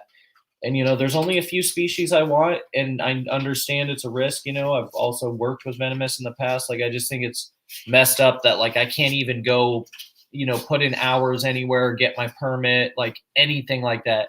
You'd think there would at least be a program where like, oh, hey, you know what? If you want to own this animal, then you have to pay us your permit fee. I don't care if it's a yearly permit per animal or whatever. There's just a few. Like, I would absolutely love to have some squam. Yeah, there's definitely. I would love to have a leucistic monocled. I would love to have a gaboon. Those are the three that I would really, really want. They're just gorgeous. Gaboons are just beautiful. The leucistic monocolds I just think are stunning. An all white, smaller cobra species. And as much as I like my, I love my large snakes, I wouldn't want a king cobra. That's too big for me. But a monocold is about the perfect size for me. They have a decent temperament. They're a good for me, it would be a good elapid to own because I would enjoy it. It's a smaller species, right? Not saying that's right for everybody, but I don't know. I just find it bullshit. I can't even get my permits for that stuff. And what's funny? Like, or even like my Asian water monitor, I can't get a permit for one, but I can own freaking same size other species. It's stupid, dude. But it's funny how you're talking about getting a monocle cobra, but you're talking about a pet. You're not talking about breeding it. No. You're talking about getting this animal and appreciating it and keeping it and taking care of it. And for me, you didn't say like I'm gonna get a pair and I'm gonna breed them. Like no, you're not even at that part. For me, the big part too would be, and for anybody who doesn't know out there, my end goal isn't just to breed. I love the breeding side of things. I'll always breed some stuff, right? But my end goal is to open a reptile zoo here locally in Tacoma and do it right. You know what I mean? I don't know if we've had this conversation yet. I think we talked about it once. Touched on it. But like I mean, just to quickly run over it, I want it done right. I want animals. Not only do I want the reptile zoo part of it, but I'd like to be able to keep, like I said, the animals that you don't see all the time. You're not going to see in local collections for the most part. You know what I mean? I would like to have a few venomous on display, and I'm not going to frickin' venomoid any animal because I'm completely against that. And it's my risk, but you know what I mean? I would like to be able to have proper locked enclosures that, they can be on display and not to cut you off, but out here, yeah, I have to say the zoo, the Ponte Zoo. Yeah. I love the zoo. I think the zoo is great. The reptile section is hurting. Yeah. My son walks through there and he's just like not impressed. And Woodland Park in Seattle sucks. Our local reptile zoo, well, the only one really in Washington that's up north. I'll just leave it at that. I've never been there. I have nothing to say. I'll just say I've been there quite a few times in my life, and I'm not impressed. And I know the owner's son took it over and everything, but I don't want to badmouth them because, like, I'm just going to say I'm not impressed, okay? And I was very upset the last time I went, very recently actually, and I had to flip over their tortoise because the lady who was working there was texting on her phone 15 feet away from me. And when I was like, hey, yo, your tortoise is flipped over. No, not even looking at me, anything. There's kids running around just unattended, like tapping on the glass and stuff. And, I get it. Like at some point, you can't control that shit in a zoo type environment all the time. Right. But like, why are you sitting there on your phone instead of at least walking around doing rounds or something, checking on the animals? You know what I mean? Making sure everything's some people good. Just have a job, and I get that too. And so that bugged me. As a flipped over tortoise, I reached into their tortoise table and flipped over this big redfoot.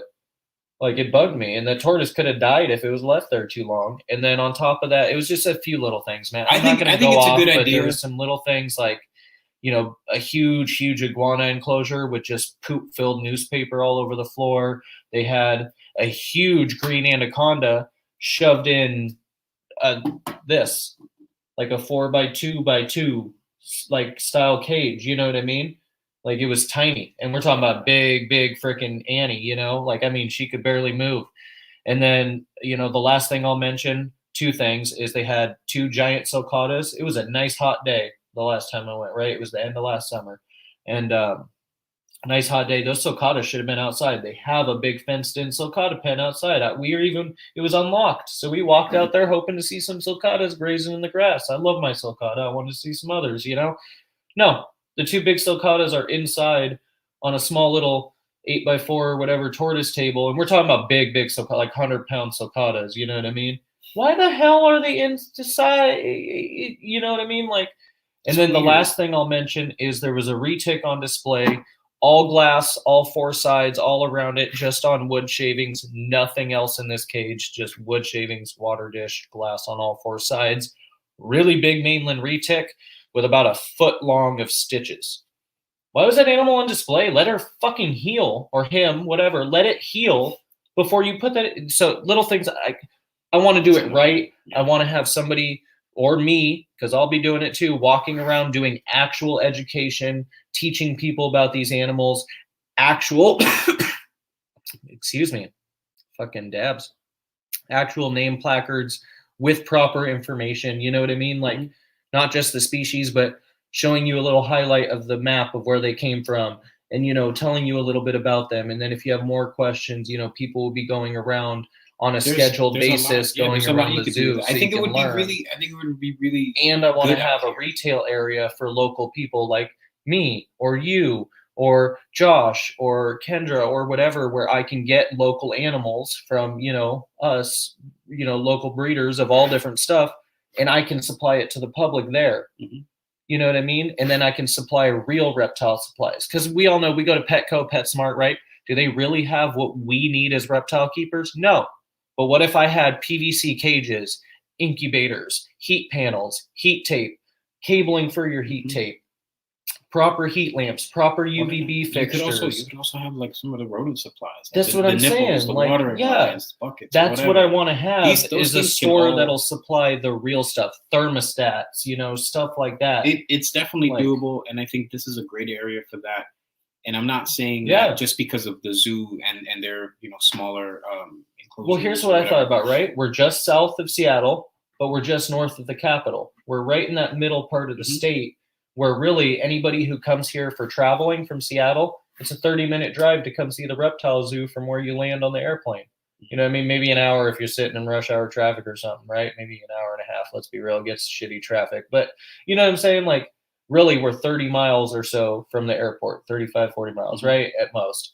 It's a good location, I thought, for that fact. And I don't know. I just think we don't really have that representation here, and I would love to do it. Plus, I would love to be able to have some of my bigger animals in huge display cages and trees and waterfalls and ponds. I don't know, something. Man. I think it would be cool to see that. That's my end goal. There's definitely I think a lot of people would go. I mean, we have you can put your hog nose on display for your venomous section. I mean, yeah, we can have Boega here. We can have hognose. We can have false water cobras, or the Brazilian smooth snake, as they're also known. But we can't have like actual hots, right? Rear fanged are fine. We can have Muzarani. All the rear fangs are fine here, but we can't have anything in the elapid family. We can't have anything in the Viperdae family. And there's one more. Kendra, Jeff, or Josh. Well, Josh technically, no, he's still in Washington. So if one of you guys know the one I'm missing, there's a lapid, no elapids, no Viperdae, and there's another one that I'm totally missing. But either way, you can't have any actual hots, and it's just kind of, I don't know, man. I wish there was a permitting process for that. Maybe once I got all the business licenses settled and all that, maybe it'll be a different story or easier to get. You could look into it. I've been trying, and they suck. Like education-wise in a brick and mortar place versus going from school to school or something like that. But I also think if you own venomous, you should have secure housing and have your own anti-venom on hand. Yeah, I mean, bite protocols are must have, and I also do think you should have your own anti-venom. I mean, I'm sorry, but you should, at least to a degree. Or if it's a native species, you should at least be in contact with your local. Bite protocols, I guess I should just leave it at that. Bite protocol is very serious. You have to have that for sure. Look, man, you get bit or someone else gets bit by accident. Yeah. It's on you. Yeah. Yeah. exactly. I'm fully aware and fine with taking those risks. I just wish there was an option here in Washington. And unless you absolutely knew and trusted the person, you're probably not going to let anybody touch those animals. Yes, Eric. Getting caught up on all these. I would love to have some yellow insulars, but Washington is stupid. Yeah, see, I mean, it's just stupid. I think it's crazy that there are even animals that veterinarians can't even have, even if they are fully equipped to. Yeah, I mean, I don't know, man. It's just Washington's stupid for some of those laws. I'm not complaining, though. You know what? I can have my berms, and that's my favorite species on Earth, so whatever. But at the same time, I just think, I don't know. A lot of these laws are crazy. Go support USARK. I guess I can wrap it up by saying that. That's pretty much the best thing to say. We need to stop it where it's at, maybe improve on some things, maybe get tighter on some things. I wouldn't even mind if there was like, you know, like for instance, the states that do allow venomous, you know, and I hate to say like, I hate to support the permitting process, right? Because I also don't think our government has the right to tell us, you know, which reptiles we can own to a degree. Okay, to a degree, guys. But I also am not opposed to it if that's what it takes to be able to keep our animals. Instead of an outright ban, you know, why instead of outright banning species, why don't you make a permitting process or like an inspection kind of thing? You know what? Yeah. Okay, you know what? You guys can keep these animals, but we're going to do a yearly inspection, and this is your, you know, requirements to keep them, whether that's in a locked room or a certain style of caging or a locked cage or whatever. I don't think that there's a problem with that. I mean, you're looking at a venomous animal, and if you sell it to someone and their setup isn't great and the animal gets out, that's a problem.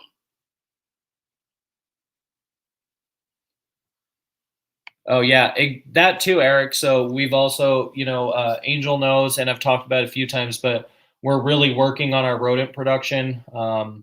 Slowly but surely, man, we're getting there. So that's another thing too, is I want to be able to provide feeders for everybody, and not just the rats, but you know, there's a lot of other stuff that people can't get. You know, like what about feeder quail? What about feeder dubia roaches, superworms, hornworms, waxworms, all those guys, right? Earthworms for that matter, which you don't see at pet stores often, but actually they're a very good option for a lot of your insectivores out there. You guys don't forget earthworms. Great for tortoises too, night crawlers. Like I feed a lot to Luda because it's a nice large not insect, but like, you know, bug for them to eat. Easy to breed and raise too. Yeah. I mean, if you have the setup, it's not that hard. So me and Shane were actually bullshitting the other day because, you know, I like to go fishing.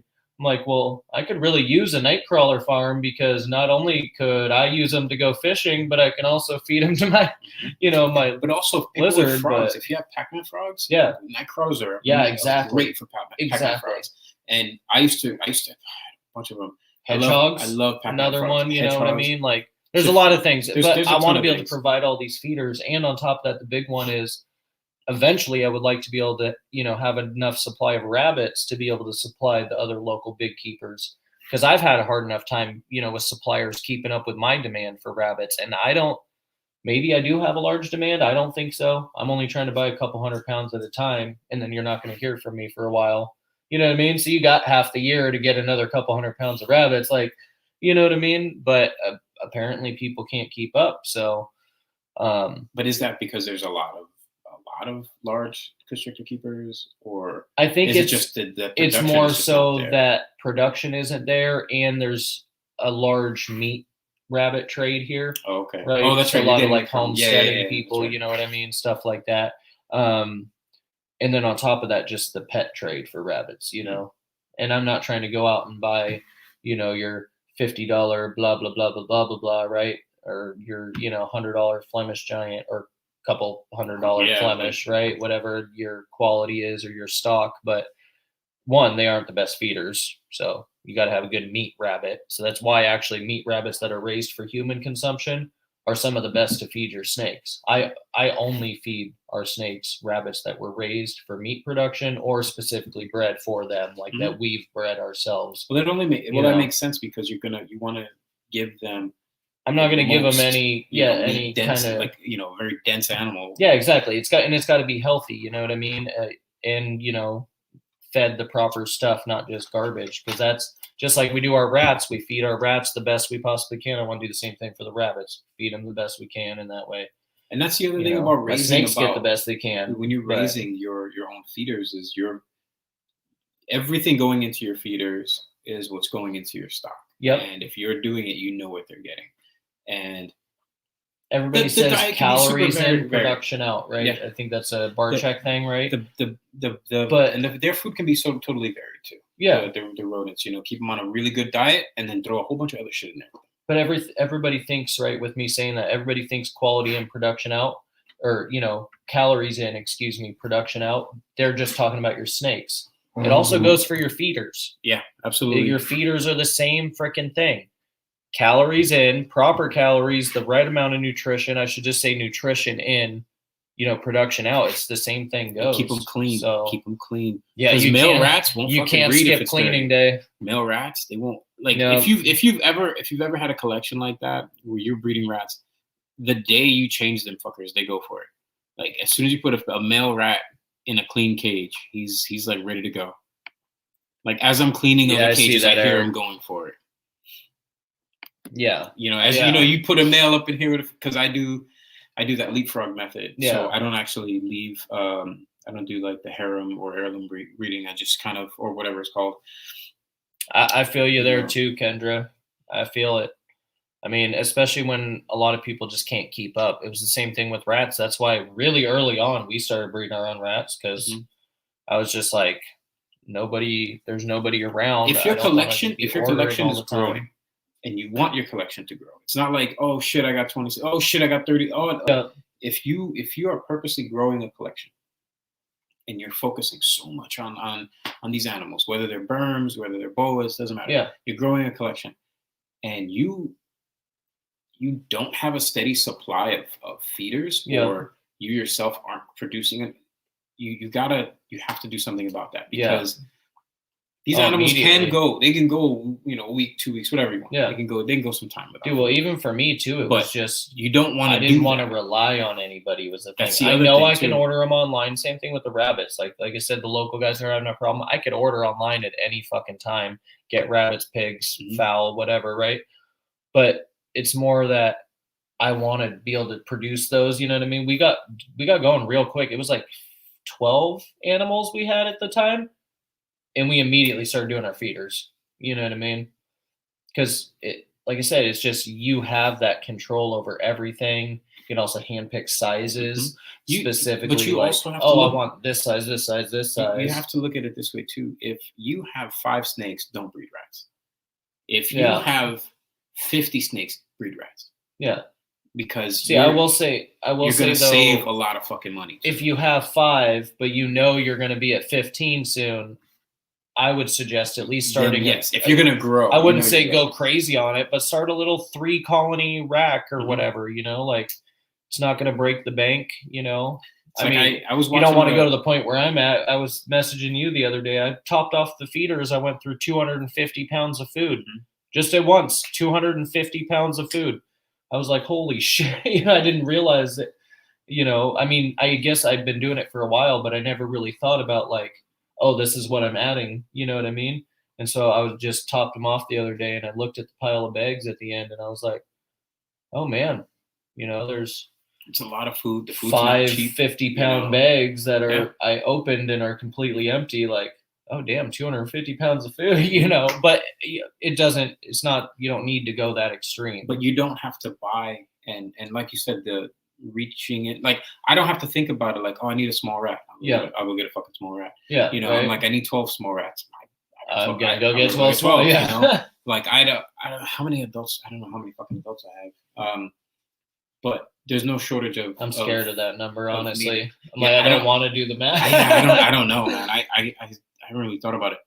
I don't even know the amount of snakes that I have. Yeah. I have a lot of snakes. But I don't feed anything. I really don't feed anything larger than a medium. Maybe I'll give a large because I have some really big girls. Yeah. And I'll give them a large. But on average, they'll get a medium. It's not necessary. Number one, if they're really skinny, why am I going to give them a huge meal? Yeah. That doesn't make any sense. Yeah. If they're really good weight, I don't have to really give them a big meal. Yeah.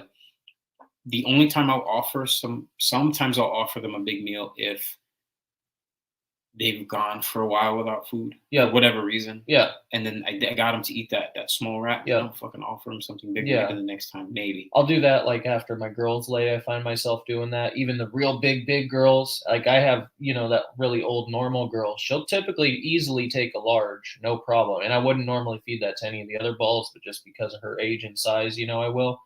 But like after she lays, for instance, I'll give her a small. And then I'll immediately bump her up to a medium or maybe even like a small large or like, a real big medium or something. Because I'll try to bump it up quicker, but it's only because I know she just took all those calories out. She lost that weight, Because you're also having the year, you've got your year. She's back on food. Yep. You got her on a steady thing. And then now you're going to be getting into the breeding season. I'll throw a large here. Yeah. I'll throw a large. If she's big enough to take a large without me having to be too concerned about it. Yeah, yeah. Because I've got really big fucking girls. There's a couple of girls that I have some girls that are really big, but they'll still only give me 6 eggs. It's fucking stupid. Then I have these tiny girls who give me 8 eggs. Yeah. It's so weird. But I'll give them a large wrap because it's August. Yeah. It's kind of funny you say that. Here you go. Here's a big rat. Next week I'll give you a medium. I never did that my first few seasons, but that's something I learned with the berms is like you have to trigger them with food, in a way. There's a cycling period with them, right? And I never really cycled my ball pythons, but actually I found myself last season, and I think that might be why for the first time I actually have 4 clutches in the incubator at once versus 1 or 2, and then when they hatch 1 or 2, and then when they hatch 1 or 2. I think it's because I found myself naturally, because I was already bumping up the berms intake or, my breeder female berms. I was, I just found myself naturally giving the breeder female ball pythons larger meals than I normally would for that few months. And I find that in the fall when you're getting them up to speed and these females are really like, in that breeding mode, and then they're in this weird feeding mode, I'll give you a fucking large. Yeah, exactly. And I'll give you a large. I don't know about you, but can you tell though when they're in that mode? I can tell. Because almost like a switch turns on. I have some snakes that I've had for years, and I know, I have a cinnamon girl that I've had since 2010, and she could take a large like it's nothing, to her.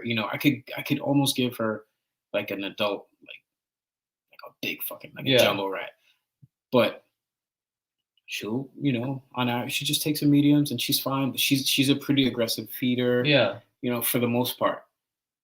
But when it's breeding time, as soon as I come in that room, she's like, I can fucking tell she's just like boom, just like laser point, like laser vision on me, and I'm like, okay.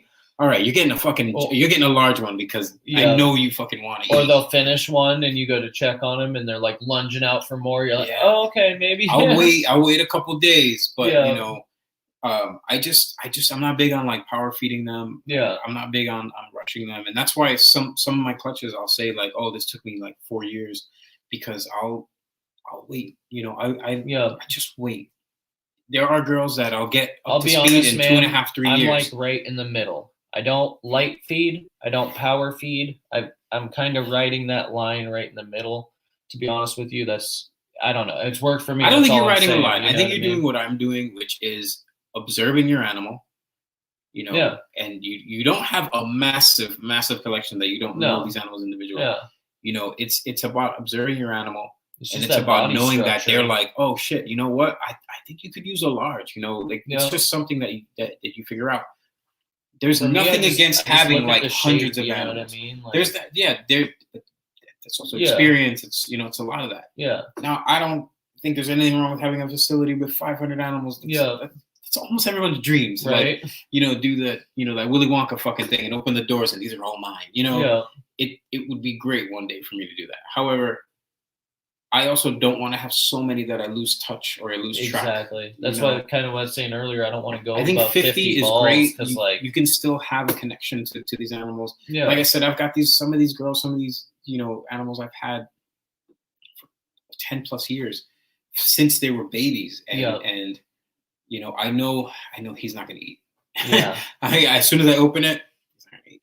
And then I close it. I know this motherfucker's not gonna eat. I open one and I'm like, nope, she's not gonna eat. I put my hand on there and I look and there she is. Yeah, okay. I'm gonna grab a large one. Like, there's just that, and then there's also kind of the scientific and professional side where you're like, I know you want to eat, but I'm not gonna feed you, because I know that you're gonna fucking regurgitate on me. I know this. I know that you're gonna fuck, and that has happened to me in the past. Where I'll feed someone. Again, we're learning. I'll feed someone and I'm like, oh yeah, you could take another one. And then 2 days later, I walk in the room and I smell something. And I immediately know, I'm like, dude, that is the worst smell ever, too. And if you know that smell as soon as you walk in the room. You can't mistake it with anything else. Know that smell. That shit is like, it's like death and a grease trap. Yeah, that's what it smells like. Fucking. If you've ever worked in a restaurant, you know what a grease trap smells like. Horrible. It's disgusting. Yeah, but that's something that you just fucking learn, and hopefully you learn, and you're like, you know what, I'm never doing that again. Right. So no matter what, like, you could be totally hungry. I'm not gonna feed you again today. I'm gonna wait a couple of days. Yeah. And then I'll feed you. But that's why sometimes you have to have a garbage can in your collection, because sometimes you have a couple mice or rats left over. Yeah. And that's kind of where, like, having a blood python or or a black throat monitor comes in really, really, really good handy. Like, hey, you want this? And they're just scratching like, yeah, motherfucker, I want that, So that's actually, I can't say I use Luda for that, because I'm also very light on his rodent intake. Like, he's mainly all insects, right? But I will occasionally, like, if I know he hasn't had any sort of rodent in a month or at least a few weeks minimum, right? And I have one left over, or somebody takes it but they don't actually eat it, I'm like, all right, here you go. But it's just like it's treat, you know what I mean? Yeah, you could. That's or the blood, because I also like I try, I try to slow feed her as much as I can. I think she's still a decent size, but mainly it's just been like, okay, I'll go through everybody first, and I'll make sure everybody else eats, because I never know if she's going to eat. Sometimes she's weird. She'll just strike and strike and strike at it and not eat. And I'm just like, oh, she doesn't want it. But other times she just slams it. So that's why I kind of cut back on the feeding. Yeah, so it's funny. More often she slams it, When I worked with them years and years ago, and I told you this last time we hung out. Yeah. And I loved working with them. I thought they were great. Yeah. I bred them, and I thought they were great. I have minimal experience with them, but I'm really liking them. I can say that much. I'm really liking them. Oh, shit. We're already almost at the 2-hour mark. Oh, shit. I didn't even. Hey, you guys. So 2 things. One, because we are going to wrap this up fairly shortly. But if you guys have any questions, you guys want to, for either of us, just throw it out there. Also, there's 15 people watching. We kind of wanted to do a little something different tonight, just because we're here in person and we thought it might be kind of fun. But we're going to do a sticker giveaway. So you guys will get one of each, and it's going to be real simple. And instead of just doing one, what do you think? Should we do a couple of them? Yeah. Maybe let's do like 3. What do you think? 3? All right. So we're going to do 3 of these. It's going to be super easy. Let's make this dumb simple. I'm going to take these Post-it notes. I'm going to write down a number. He'll look at it, confirm, and then we'll type it. We'll say go. You guys will throw your guesses in the comments. The first one to get the number wins. PM me on Instagram, Facebook, whatever. Send me an email, theseballsandexotics@gmail.com. Whatever's most convenient. Instagram's honestly the best, but we'll get you taken care of. And I don't know. It's just kind of our way of giving back, I guess. That would be kind of fun. So, and I never do that stuff on here. So let's see. Oh, I got a Sharpie right here. I'm like, where's everything? Because under my desk is a complete disaster, guys. Angel will tell you it's not pretty. I'm working on it. It's fine. I need to get rid of that stupid. I got a tank on its side that's like storage. Either way, you guys don't care. It's like a little shelf too, so it's fine. So I'm gonna say there's 15 people in here. What should we do? Like in between 1 and 50? 1 and 50? Out of 15 people, 14 people, whatever. 1 and 50, you think? 1 and 100? What? I don't know. How you want to narrow it down? We could do it. We'll do 1 to 50. 1 to It'll 50. Be easy. Yeah. I'm gonna go with that number. I have glasses. I don't want it to. Sharpie is. All right, we all good? All right. Okay, I'll go get the bikini on. He likes the bikinis I have on my website. Speaking of that, I mean, it is summertime. If any of you ladies out there want a super fly ass bikini, snakenerd.com, I got you covered. So check that out. Just throwing it out there, but it's pretty fly if I do say so myself.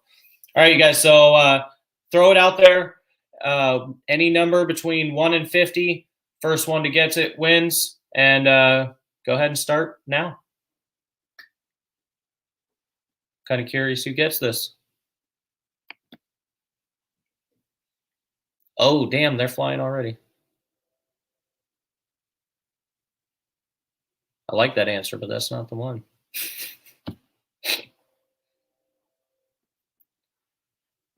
Oh, yeah, got it. Damn, that updated quick. Okay.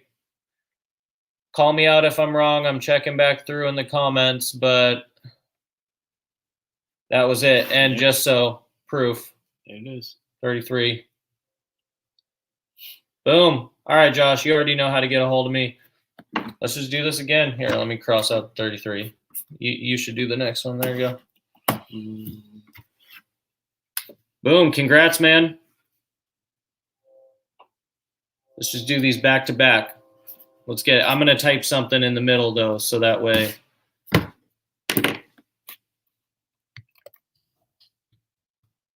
That way I can tell the difference between which one of these we're doing. Don't count to 50, damn it. All right, you guys ready for round 2? Let's go. I like how it looked after. I do see the number, though, guys. I do see the number. My daughter jacked the last hollow one.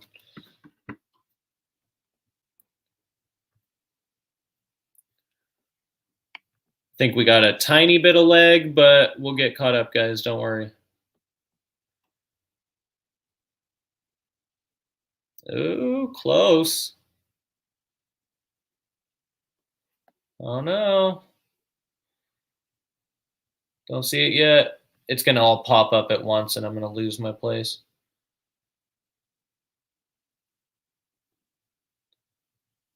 Oh, got it. Oh, 2 just before Matt. Yep, you got it, Aurora. And proof.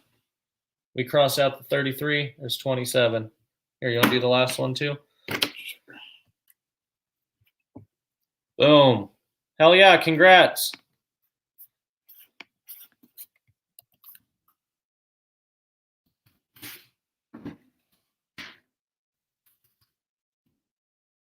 Right back to back, round 3.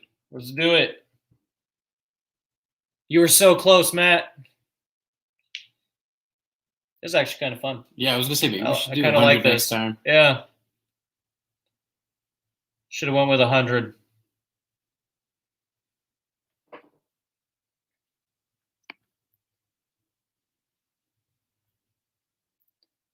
Damn, they're quick with it too. I didn't think it was gonna be so quick. Yeah, I didn't think it would be that quick. Oh, no. I thought I saw it, but I didn't.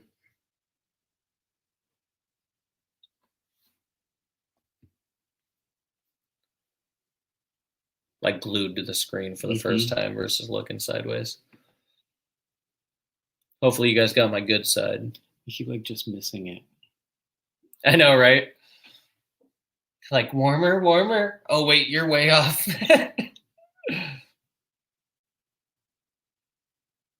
Keep them coming, guys. Haven't seen it yet. I'm gonna scroll up just a little bit, double check.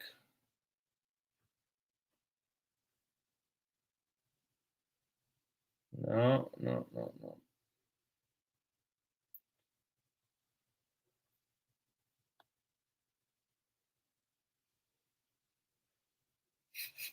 We start talking about how fast they were, and this time they didn't get it. Oh man, a few of you are. This is a good number. Yeah, good choice. Good choice.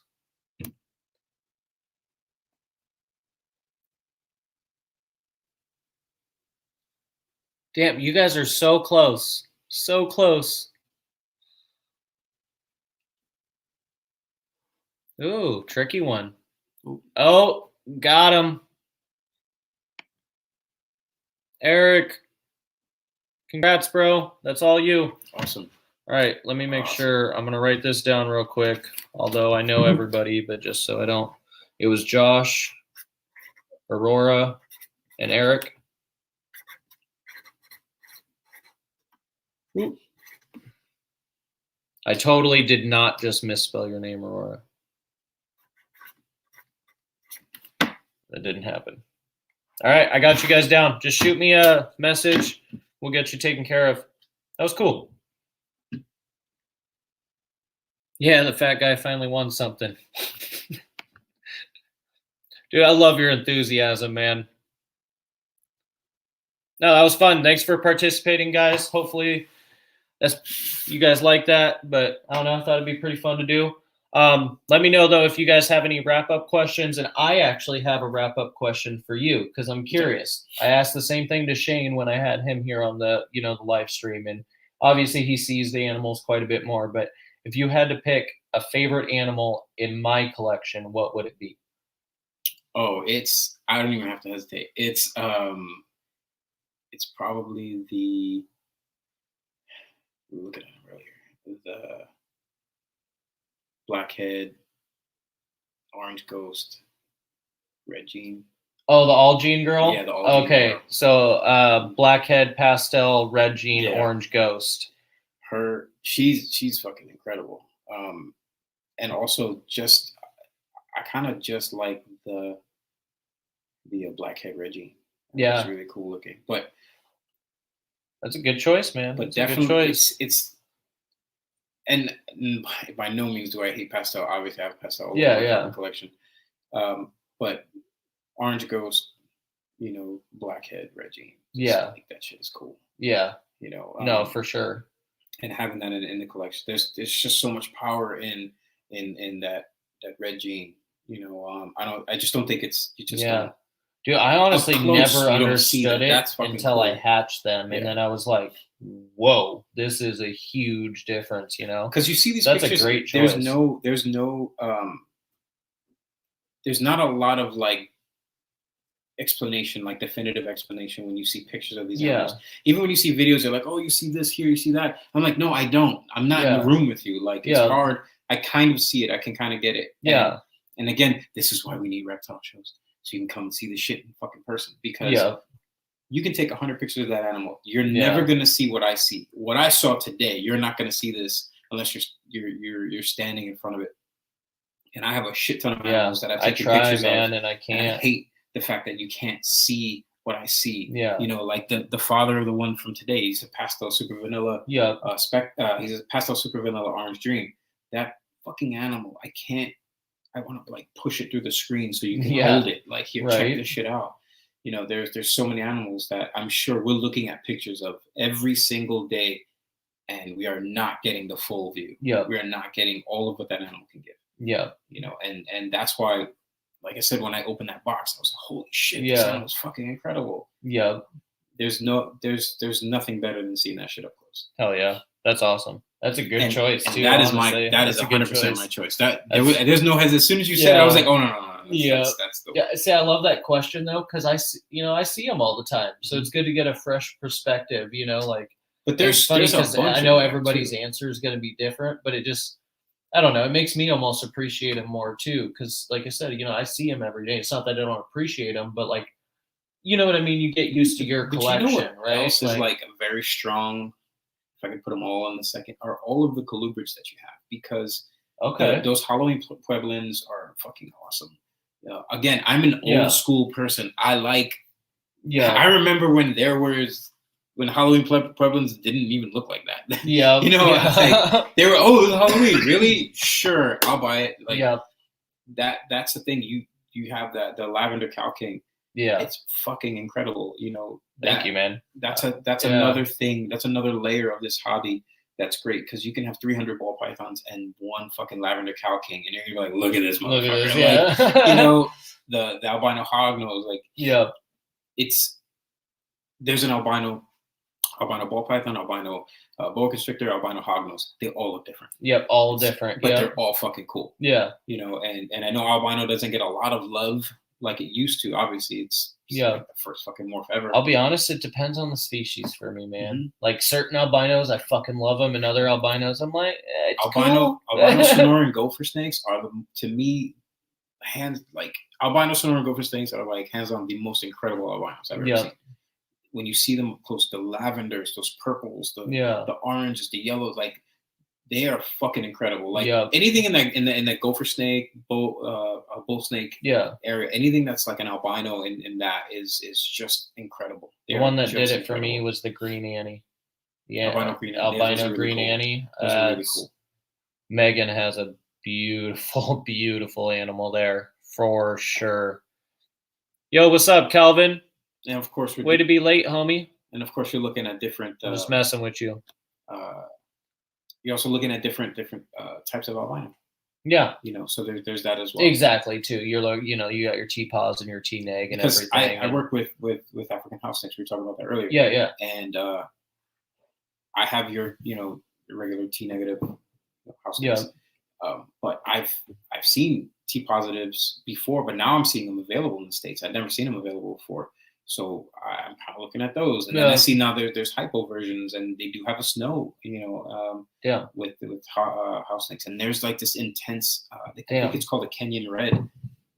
It is unbelievable. This red, it's fucking incredible. Damn, and they're not cheap. Yeah, but I think they're appropriately priced. I think they're about $500 a piece. Oh, that's actually that's. I thought you were like going to say some thousands. No, I've seen some other ones or some combos that were like $1,200 and $1,500. But even in that sense, if you're familiar with the species, like I can say like, oh, I have an African house snake. It's $1,500. Someone's gonna be like, get the fuck out of here. That little noodle is $1,500. Right. But someone who's familiar with that species is gonna be like, I would buy that. We'll get that. Yep. Cool. It's like some of the hognose projects I've seen, I didn't even know they got so pricey. I was like, holy, I knew they were a decent price. They're not cheap, necessarily, but they're not like expensive. I was like $7,500 for a hognose. And there have been like, hognose have been around. Albino hognose have been around for. Although I say that, and I'm like, 10 G's on a berm or whatever. Well, but you see, that's different. But it's because I love the berm. Yeah. So somebody who loves the hognose would do that shit, And when the anacondas came out and the supercondas came out and that fucking hognose exploded. Even I bought a bunch. I had a bunch. I was breeding hognose too. I fell into that shit too. But I love them. But after a while, I was like, this isn't really what I want to do. I love these guys, but I want something else. Yeah, I don't think I'll ever go. I mean, I greatly appreciate that, man. I like them, the colubrids, meaning. But I don't know, man. I don't think I'll ever go crazy with them. I just really like the little projects we have. That's why I have the ones I have. Intriguing, I have 3 colubrid projects. There's one I would really like to eventually get into. It's another species, but the elephant trunk snake. Those are cool. They're fucking. But nobody has success. Everybody tries and tries and tries. Not a single person I've seen had success. Those are really cool. Yeah. Elephant trunk snakes. And, but I want the large subspecies, not the little guys, which is probably going to make it even worse for me. But, they get like 7 foot. It's a crazy aquatic snake. I think if someone's really dedicated and they want to take the time to, it'll take years. It'll take years. You can do anything. Yeah. You can do anything. Yeah, I think it'd be badass, honestly. People were talking shit about tons of species that we're breeding now. Yeah. But it was because someone took the time. They learned, they observed their animals, they took notes, they did all this shit. They did the fucking work, man. There's nothing that's around today for the most part that people didn't do some fucking work. Right. Do people get lucky? Hell yeah, people get lucky. But even if you get lucky and you produce a world's first, you still have to put the work in. What are you gonna do with it? You got one. Okay, now what? What are you gonna do? I got one. I could sell it. Someone else will do something with it, or I can keep it. Do the fucking work. Exactly. Nothing in this hobby has come super easy. Sometimes you might think that it has, because if you look at some of these people's collections and you're like, wow, look at all the stuff that they have. Well, they put a lot of money into it. But they also put a lot of time, effort, energy. Money. That's the real value right there. Yeah, honestly. I was gonna say money. You can get money, But to gain this knowledge, to really work and not only just gain it, but to pass it on, like that's there's something about that. Aw, shit, Calvin got a new pickup. I'm gonna be grilling you about it. Aurora, I'm falling in love with house snakes big time. They're really cool. The fact that males only get about a foot long, it's extremely reasonable. It's an extremely reasonable. They're cool. They're not flighty. They handle really well. You know, they eat very well.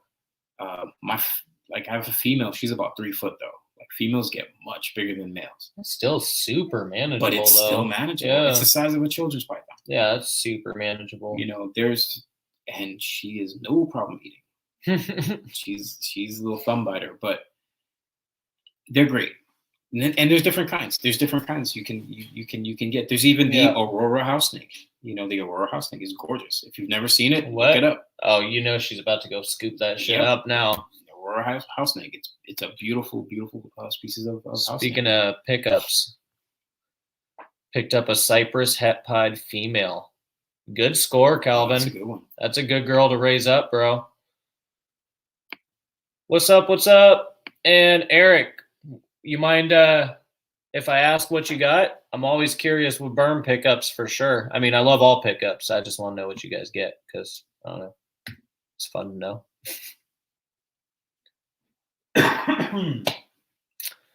Damn cottonmouth is catching up to me. It's cool knowing people have because everybody's going a different direction. Yeah, exactly. That's why I think it was great, you know, having you here in person and actually being able to, like, you know, show you stuff. Because then you get to, like, for instance, we could post Instagram pictures back and forth, right? And I'm going to know some of what you got and stuff like that.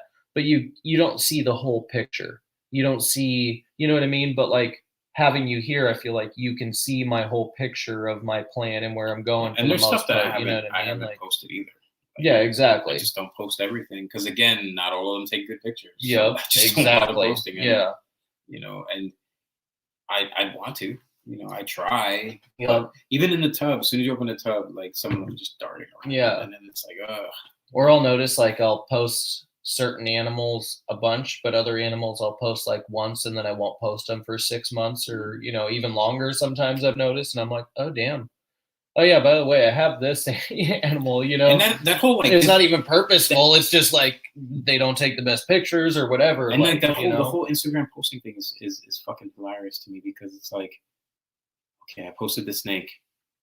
I want to take a picture, post a snake. When was the last time I posted it? Am I posting this animal too much? I have other animals that I could post. But Right. What do I do? Do I post them all? How do I have a rotation? Do I post this one first and then this one and this one? Then we go back Does and it start have to all be in over order? again? Yeah. Like, am I like? Do I go from the top of the rack and work left, or do I work down, or do I zigzag? Do I have to go male, female? Does it have to be opposite? Can I do a bunch of bananas in a row? Can I do just all girls for a week? Can I do all males for a week? Like, dude, it's so stupid because I'm cleaning cages. I'm like, oh wow, you look really good. Didn't I just post a picture of you? Dude, for real though, that's so fucking true. Oh my god. Oh, you did get house snake, the lineatus. That's good. That's dope. Those are cool. Those are really cool. I'm not even gonna pretend like I know what you mean, but I'm 100% gonna Google it as soon as we're done, or I'm sure Very cool. He's already gonna have a picture up to show me. But lineatus are really cool. There's so many different kinds. Yeah. You know, I think that's another thing about house snakes. I've really only seen the African house snakes. Mm-hmm. Those are pretty much the only ones I've actually really seen. The African house snakes, there's olive, there's black, there's the lineatus, the aurora. The ones that I have, they call them like the lace. Oh, so they're all subspecies of the African then. Okay. And they can be. I've just seen the common like African house snakes. They can be darker bred together, colored, you know. But something like an aurora, you're not gonna want to mix with like a lineatus. Like, yeah. They're strikingly different though. Okay. That's the difference, you know. So do you get crazy shit if you combine them though? Or I don't know. I think people just are not are like no-nos. Yeah, I get it. I've never seen a cross. I've seen crosses with like lineatus and some of the lace, but I've never. Wait, I thought you said you got 3. You got 5? Damn. Another ivory, another hypo granite, hypo het albino, a lab, and a granite. Hell yeah. Can't go wrong with hypo granite or lab or pretty much any of those. I mean, Was it all from the same person, or was it a few different people? How about looking at pics of them as babies, then a few months down the road, you're like, damn, you've yeah, especially, I don't know, like, the balls, obviously, they're much slower growth rate, but I look at some of the berms sometimes, and I'm just like, holy shit, like, we did a recording for our albino berm, my first holdback, right? At a year old, if I remember correctly, she was 5'11", right? And then we just weighed her in, and she was only like, I want to say it was 2.5 pounds or something like that. Mm. We just weighed her in. She gained like 17 pounds and another 4 feet in a year. And we're like, holy shit. And like, that was just, she's got good body structure. She's not like a fat girl. You know what I mean? I was like, holy crap, that growth rate is crazy. I mean, normal for berms, but like, still, when you see it firsthand in a picture side by side, you're like, oh shit, I did not know you grew that much. I think the hypo is het for those. Does Garrett Hartle do African house snakes too? I don't know about that, honestly. I really don't know. I'm not really hip to the house snake thing, to be straight up. Like, it's funny. Like, I'll do shows, and there's like people that have seen me at shows, and they'll be like, Aurora hey, says Garrett is who inspired me to get them. Oh, there you go. Got you. The hypo is triple het. I don't know why. Oh, okay. I got you. No, that's a good pickup, dude. I'm freaking so stoked. Hopefully for next season, I'll be able to get that hypo lab breeding, and hopefully, if everything goes right, that granite possible het albino green lab girl, and then I also have the ivory granite possible het albino green lab. So really hoping they go. So that's linearis. Oh, damn. Okay. Those stripes are fucking cool. All the way down to the... going all the way down to the nostril pits? Yeah, these guys are pretty fucking cool. Oh, wow. Sorry, guys. That's dope. That's dope, Aurora. That's a good score right there. Yeah, those seem like pretty cool snakes, man. And then this one. So only because the lights are going to automatically shut off on us here soon in this room. You guys definitely, please, if you have any last minute questions, throw them out there right now. That's an Aurora. So that's why they're completely different. You know what, Aurora? I see your decision. The Auroras are gorgeous, but Lineatus, right? Yeah, Lineatus, cool. That thing was cool. Those stripes are badass. That's pretty dope. I think they're great snakes, and I did not even realize we'd been on this long. I'm like, holy crap, that flies, man. Just be careful. I'm sure you're probably aware of this. Be careful with breeding, because females, there's no cycle. Okay. I'm pretty sure this is for like house snakes across the board. There's no cycle for them. They can breed any time of year, and females will breed over and over, and they will die. So, like, try not to breed too much. Like, there are people that were breeding these fuckers and getting like 5 clutches a year, and the females would just. So they do lay eggs. Yeah. Can they like double clutch a year safely, like a lot of species, or? I've done 3 clutches in 1 year with my females. Okay. And that's it. I don't do any more than that. Oftentimes I'll do 2, but sometimes I'm like, damn, you don't even look like you had a clutch. Yeah. And then I'll feed them for a couple more, feed them for another month, and then I'll throw the male in again. And, and it was fine. But so do you do it fairly close to each other and then give her like 6 months off, or do you do it like spread out, like it depends. Once and then in 3 months again, and then in 3 months again? Like the female, it's one of those things that I feel like it's really watching your animal. Like, sure, I could throw that male in right away, and like, she'll get gravid and probably pop out like 4 eggs, instead of 12. So you're more like, let me get her back to normal weight, maybe a tiny bit more, and then breed her again, kind of thing. The coolest thing about house snakes, and this is how I approach it. Yeah. You can get a female to drop a clutch of like 7 to 12 eggs, right? Anytime you want. And I'm not saying that like to be like, oh, if I want snakes today, it's like you can breed her. She'll produce eggs, put her back on food, put her on a shelf, let her, whatever. The eggs will hatch. You'll raise those babies. You move those babies. Okay, now I can go breed her again. You don't have to wait till next year. You can do it after 3 or 4 months, Okay. And if you get a clutch out of her every 4 to 6 months, get 2 clutches a year. Yeah. It's fine. It's totally fine. Just don't do it under 3 years old. That's good to know. Don't do it. Wait till they're older, and then you can do that. But if you want to just be safe, do 1 a year. You can totally do 1 a year. That's yes, they have massive eyes. They have huge, huge eyes. It's adorable. Eric, I'm waiting on a guy to hatch out triple head albino lab caramels. Yeah, man, caramel labs are definitely hot, dude. I haven't seen any visuals available in the States ever, but hopefully we get some more people making hets and stuff. I know I'm going that route, but I'm taking the long route. I'm doing it with the line of caramel that I've got, as long as my pos hets prove out, which honestly I'm like 99.9% sure. If not, it's my loss, so it doesn't really matter to anybody else. But I really want to see Travis's caramel stuff into the lab stuff I bought into from Aaron. I really think that they both have the best examples, and I would love to see that combo going down. Roar says, solid advice, thanks. Yeah, hit me up anytime. I've been breeding them for years. I will talk house snakes all day too, just as much as ball pythons. I love house snakes. That's how it can be any species. I just want to nerd out, even if I don't know about them, like the house snakes. Like, dude, I'm intrigued now. I'm gonna have to go look up some shit later. And I have the Honduran milk snakes, which I love, and I have Transpicos rat snakes, which are just fucking odd. People are like, you have what? And I'm like, Transpicos rat snakes. Yeah. What the fuck is that? And I'm like, look it up. They're cool. Yeah. I will say I really want some of the Mandarin rats. Yeah, those things are stunning. I like bamboo rat snakes too. Oh yeah, the bamboo. Yes, cool. Yes. All right, you guys. I think we're gonna wrap it up here. I was there for that stream with Yep, Eric. So you know exactly what I'm saying. Yeah, I think a lot of people are aiming on those, man. I mean, why wouldn't you? It's honestly one of the best combinations I've ever seen in Burmese, and I hate to say this, but I think it's honestly the best 2-gene combo, although hypogranites are really badass, so that's really hard for me to say. But obviously we're not I guess you can go caramel pie, but honestly I think caramel lab, very, very close animal for sure. They're crazy, man. They're nuts. I freaking love them.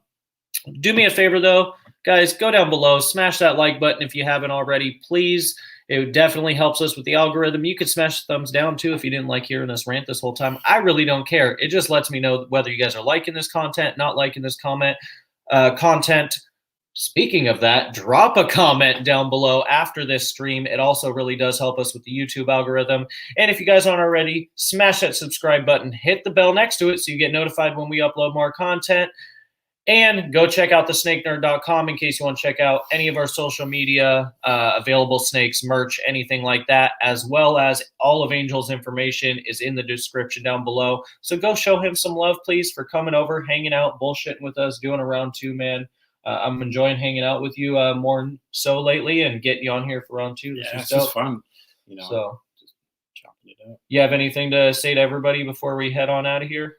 No, just thanks for hanging out and the questions and all that stuff. And like I said, you guys have any questions or you just want to hit me and bullshit, hit me up on Instagram. It's the best place. And otherwise, I'll see you guys next time. Yep. Deuces, you guys. Thank you.